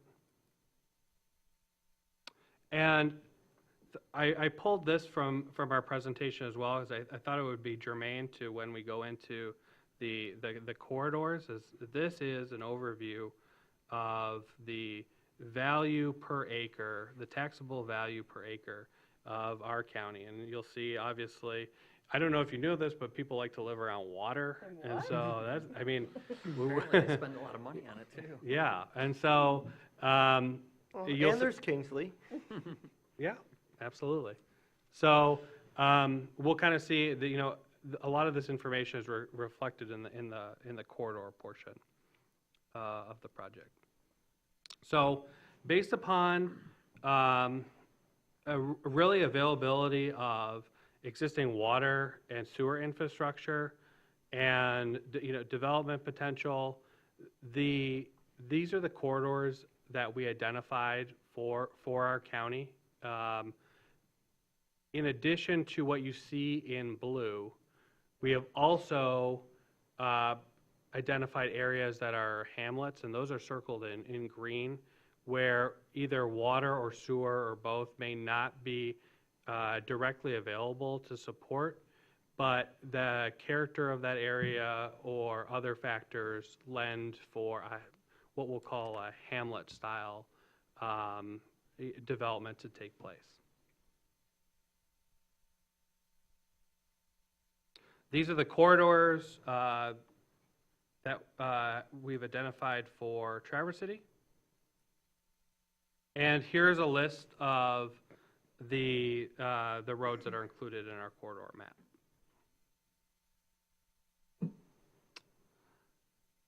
Overall, and we'll kind of get into this when we look at the map, these are static images showing vacant and underutilized space broken down by what we're calling town center, village center, on corridor, within the buffer, and again, those hamlet areas.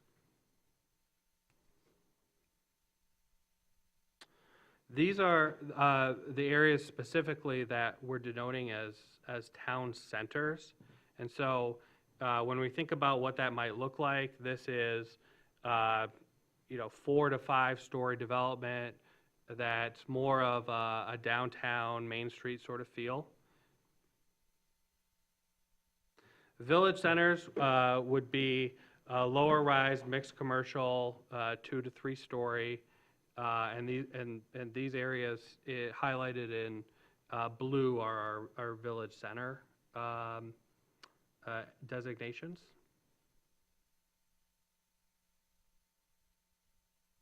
And here you'll see this is a breakdown of on corridor parcels that we have identified.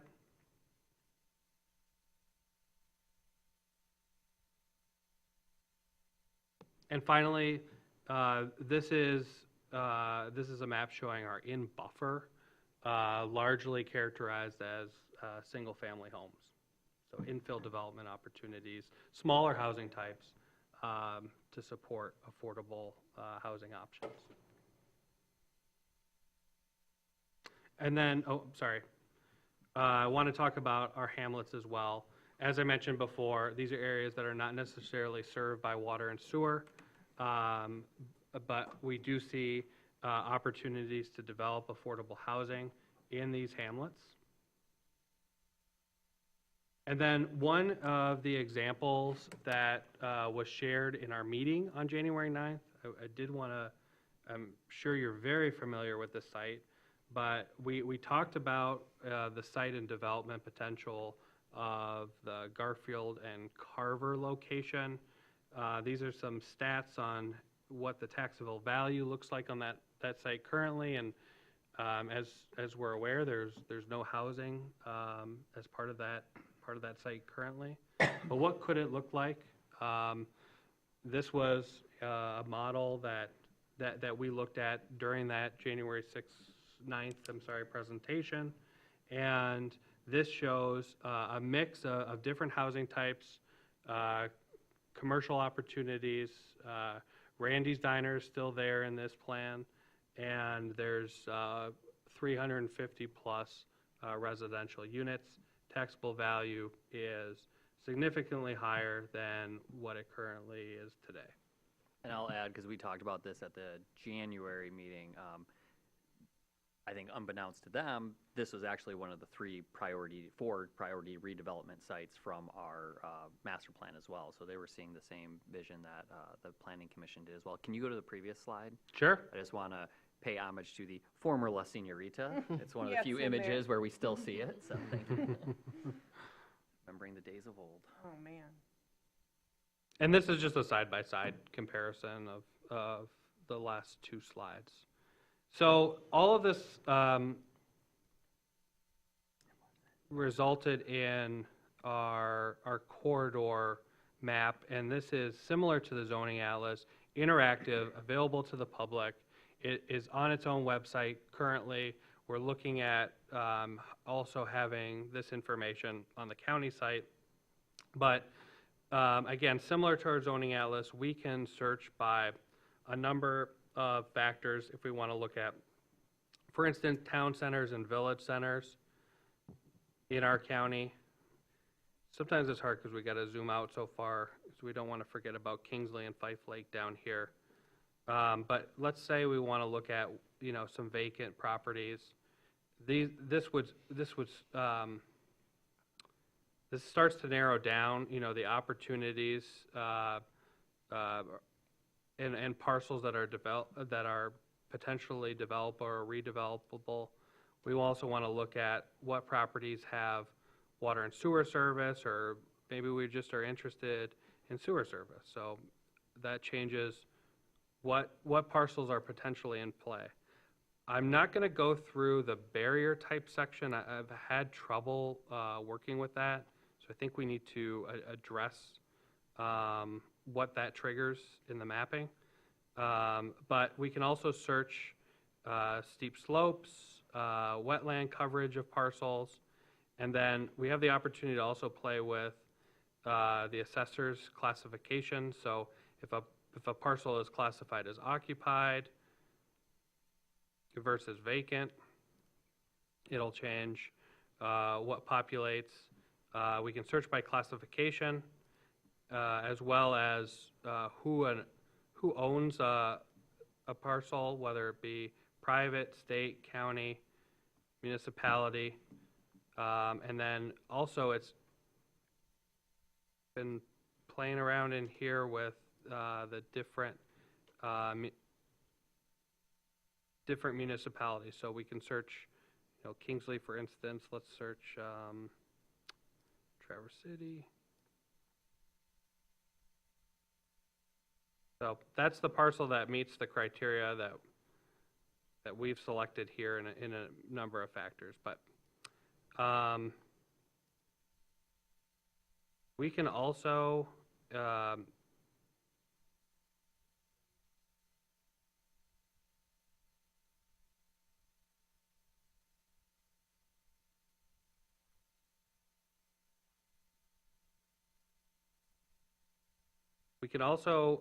layer on top of this map the wetlands. We can do the steep slopes map. We can do areas that are protected lands. And so we can start to get a really good understanding of what parcels are potentially out there and who we should be having conversations with and what specific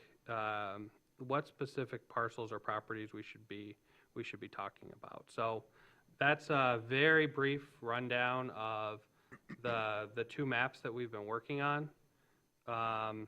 After this, we're completely done with housing. We've solved the issue. There's no next step. We have the information out here. Of course, I'm not being serious. This project is really a starting point for continued engagement. So what we've been talking about is that if local communities hate 90% of the information that's presented here, that's still a success because we can talk about the 10% that maybe we can find some common ground on. And our next step is to do that engagement with local units, with community members, and find out where there are areas of interest in looking at either specific corridors or specific properties within these corridors, and how we can layer county incentives or somehow support development of housing along what we've identified as these corridors of opportunity. So that it really is the next step, and we want to find ways to be transformative in these projects. We want the county to play a role that we're the catalyst for further development, but it really begins with working with our local units here to understand what they want and get their feedback, incorporate that into this map, and then move forward accordingly. Thank you so much. I think this was great. It's going to be really useful to have that information as a region. Yeah, it's helpful because as a region, I think we think of ourselves as being pretty rural most of the time, which we are. So it would seem like development can happen everywhere. But when you start layering in, well, this is tribal land, this is state forest land, this is wetlands, steep slopes, you can start to realize that not a lot of the land is developable. And it can also help make more informed decisions. I know when I went through the presentation at the curling club that they held, the whole conversation or presentation included, what is the cost per mile to extend infrastructure? So then understanding, okay, where can we utilize the existing infrastructure rather than making that huge investment, which of course has a maintenance burden in perpetuity. So, and I liked how that one where Randy's Diner is, you showed, just by changing the development pattern, you increase the taxable value by 12 times, which that's what communities in turn use to provide maintenance, provide services to the infrastructure and things like that. So definitely a helpful tool to see it at this scale and all the different layers incorporated. Mitch? Yeah, I'm glad we have this now. While I'm not proposing we amend our master plan to put this back in, I really wish that we had this as a tool through our master plan process, and hopefully we still have this in another few years when the master plan gets revised, because it does allow us to see, yes, we are working within our 8 square miles, but how does that fit into the broader development and planning and zoning landscape? Because when it comes to the corridors, what is happening at along Garfield or Woodmere Barlow or North Long Lake doesn't end at the city limits, and it does make sense to look at a broader vision of what growth is happening outside the city, where planning and zoning allows for more development than is there, and how we can be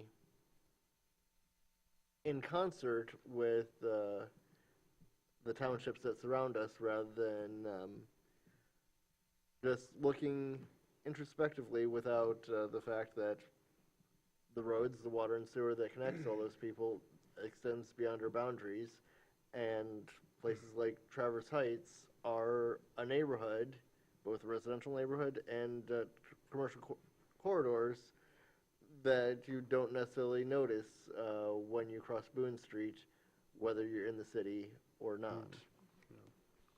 Jackie? I am curious about funding, particularly on the zoning atlas. I seem to recall the Grand Traverse County Commissioners allocated funding for county participation.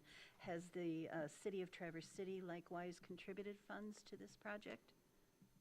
Not so, and just to clarify, it was the Economic Development Corporation. Thank you. But I'm not aware if there has been a contribution from the city. No, I don't believe we've made a direct financial contribution. We've provided some in-kind staff time by participating in the process. I think Great. Jerry's probably provided some things. Yeah, some data. possibly. Thank you. And I did have a follow-up question to Mitch's comment. I think the need for a collaborative approach to the corridor planning is obviously essential. And I wondered, in terms, if Grand Traverse County is going to act as a convener, I wondered what your plan is for next steps and timing. Sure. So, this is an obvious dovetail to something else the county is working on, which is looking at establishing a community development department. So we would anticipate that associated with some of the work that we do to promote collaboration in our community, to focus on affordable housing opportunities, that we would utilize this data and play that convener role in bringing communities together around additional corridor planning. But we're just getting started on that process. We're looking to hire a consultant and start our community development department planning. But in the interim, our next step will be to reach out to communities. We've had a couple of presentations at this point. We did a webinar at the end of February and ask for input and engagement. So that'll be the first step. And hopefully we can complete that right around the time that we're hiring some additional staff and that we can support some initiatives moving forward. Thanks, Maxwell. Yep. Jerry? Yeah, I'll just say, as a map person, that this is awesome because the city, we usually, at the city limit, we don't, for good reason, we just manage what's in our city, like our zoning layer. If I was gonna try to go grab all these zoning, I mean, it would be a full-time job. So the fact that you've been able to compile, a whole region of Michigan's, not that you, but this project really shows that it really takes a huge amount of collaboration, because it would, let's say I got the zoning layer from Garfield Township, well, then they would change it, and now I gotta get another copy, So I know you have a challenge probably also to make sure this keeps up to date. Mm-hmm. But I'm assuming with the county helping, providing parcel data and all that, I just think all the intricacies that would go into managing this. So this is very cool that it makes municipality's job a little easier because someone else is doing this, because this would be a huge task for us to do internally. If the city commission said, we want to look at regional, again, so I'm just fortunate that we, that this sort of work's going on, because it makes our resources less burdensome to do something like this, or pay someone to do it, right? So that's all I have. It's really cool. Shay? I asked Jerry during your presentation if he was nerding out, and he didn't deny that he was. Yeah, it's just very. But he actually brings up one of my questions. I'm going to bring it back to the rewrite. If we go through a rewrite, all of this updates, right? Mm-hmm. Like you get that information, and it updates these maps? Yeah, so we're currently working on a plan to make sure that we can stay updated with those changes. It's going to involve, so we're very fortunate that our Economic Development Corporation is super supportive of this project. They want to, in the future, if there is a funding need to, as it relates to doing updates, they've signaled their willingness to participate in that. So the funding piece, is there. The other thing that we're working on is trying to understand how we might be able to capture those updates. So that's where a community development department again has a role.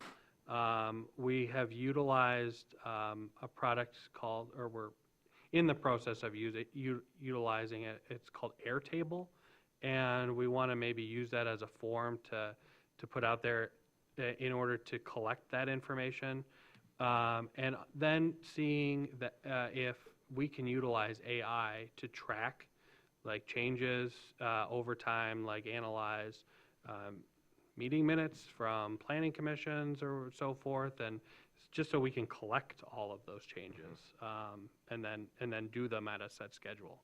Yeah. I will say, before the county abolished its planning department and planning commission under state law, townships, I know cities are exempt, I can't remember about villages, every time they do a zoning amendment, they have to send it to the county planning commission. Right, yeah. So that's one way, if that was back in place, you would have a backstop to catch all those little tweaks Gotcha. and amendments that come through. All right. Yeah. Cool. Okay, well, thank you very much. Thank you. Sounds like we're moving on to reports. Yeah, so, couple. You're quick- not first, I'm so sorry. You looked my way. I did so look your I don't way, have and the then agenda up. I looked at the agenda. City Commission, I'm so sorry. Sean. I have a report.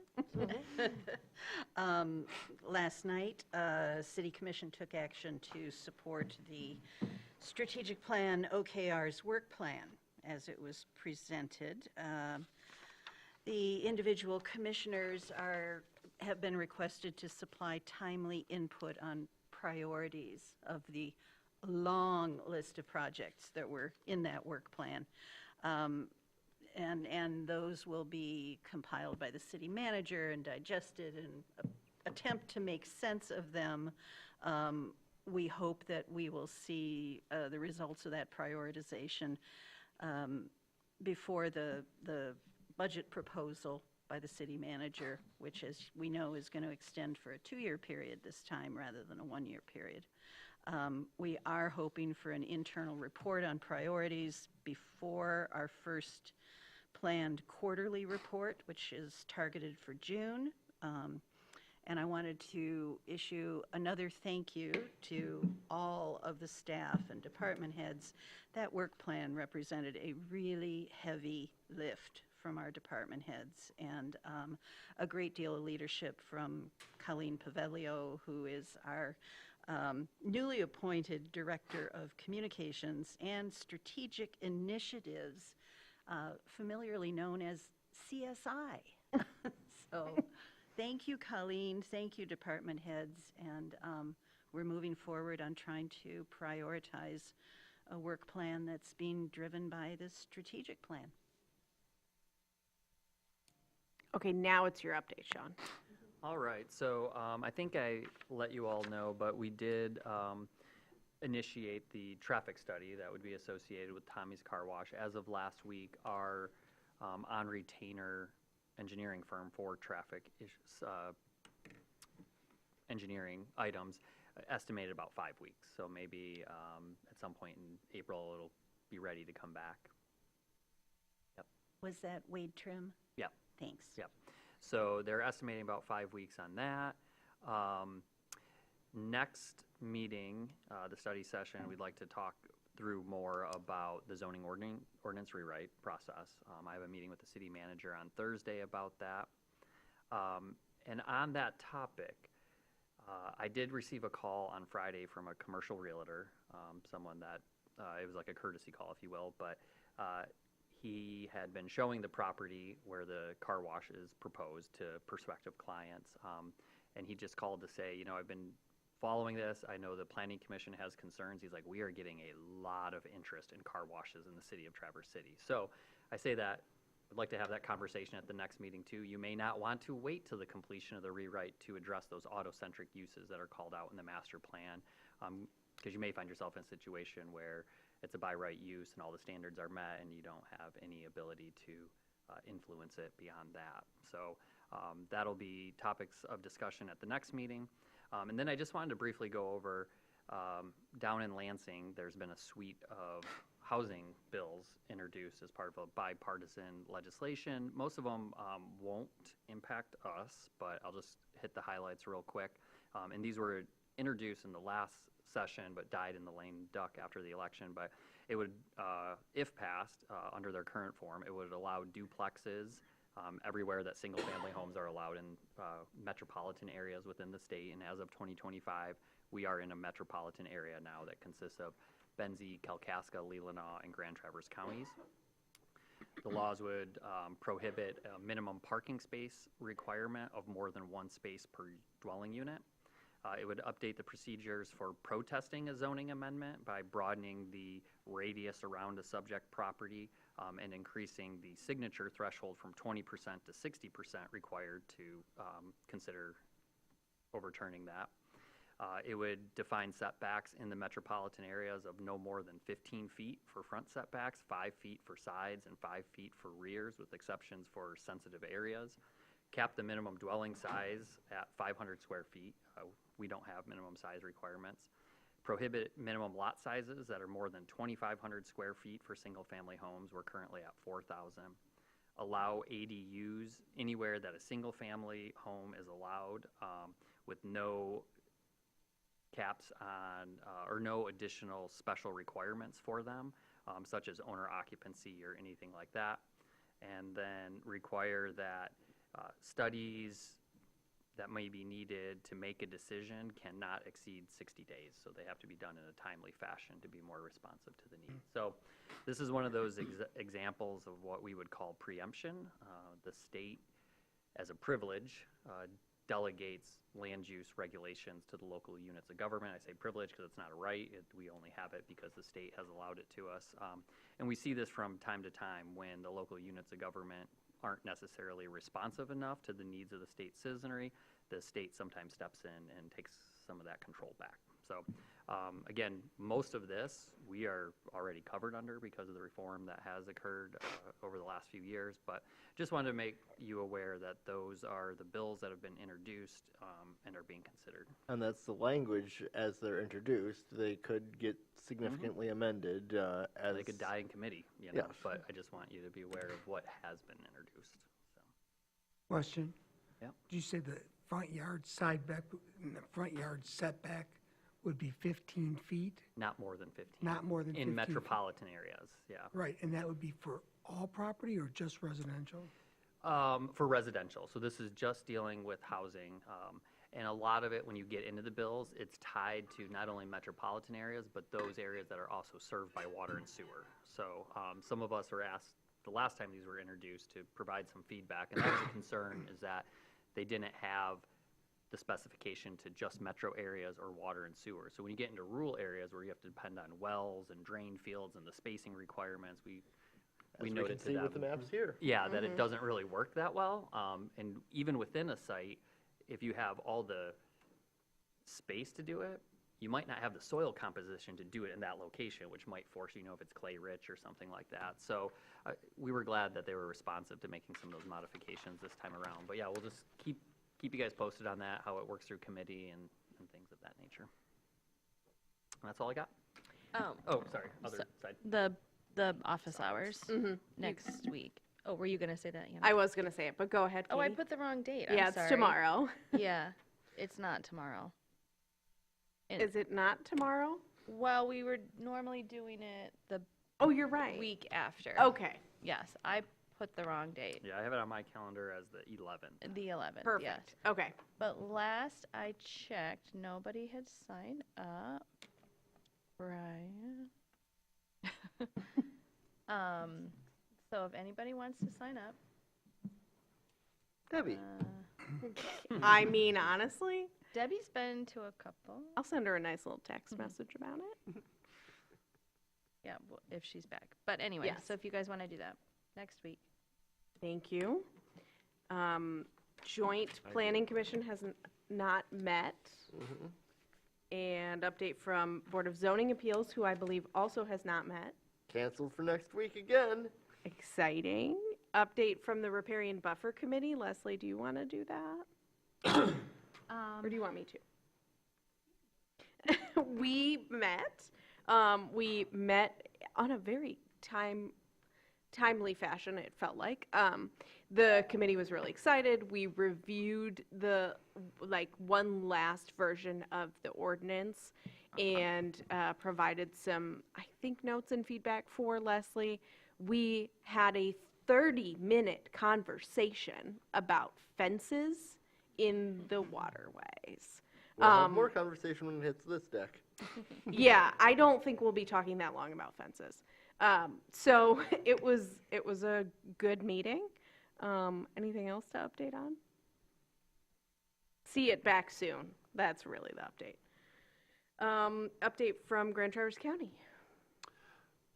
The only update that I have tonight is to share that on Friday, the county put out to bid to hire a consultant for to complete a housing study, and we want some additional information. You know, we obviously have the 2023 study, but we want some additional updated information on the housing ecosystem in our county at all price points, and talk in some more data about short-term rentals and secondary homes in our community. And so we're looking to hire a consultant to complete that study. It's available for public bid, so we're just going through that process right now. Thank you. Do I have to list all of the receive and files, or no, because they're just on the agenda, I can move? Yeah, they're just there Okay. for you all. I am not going to open public comment because we have nobody in the audience for public comment. So this meeting is adjourned.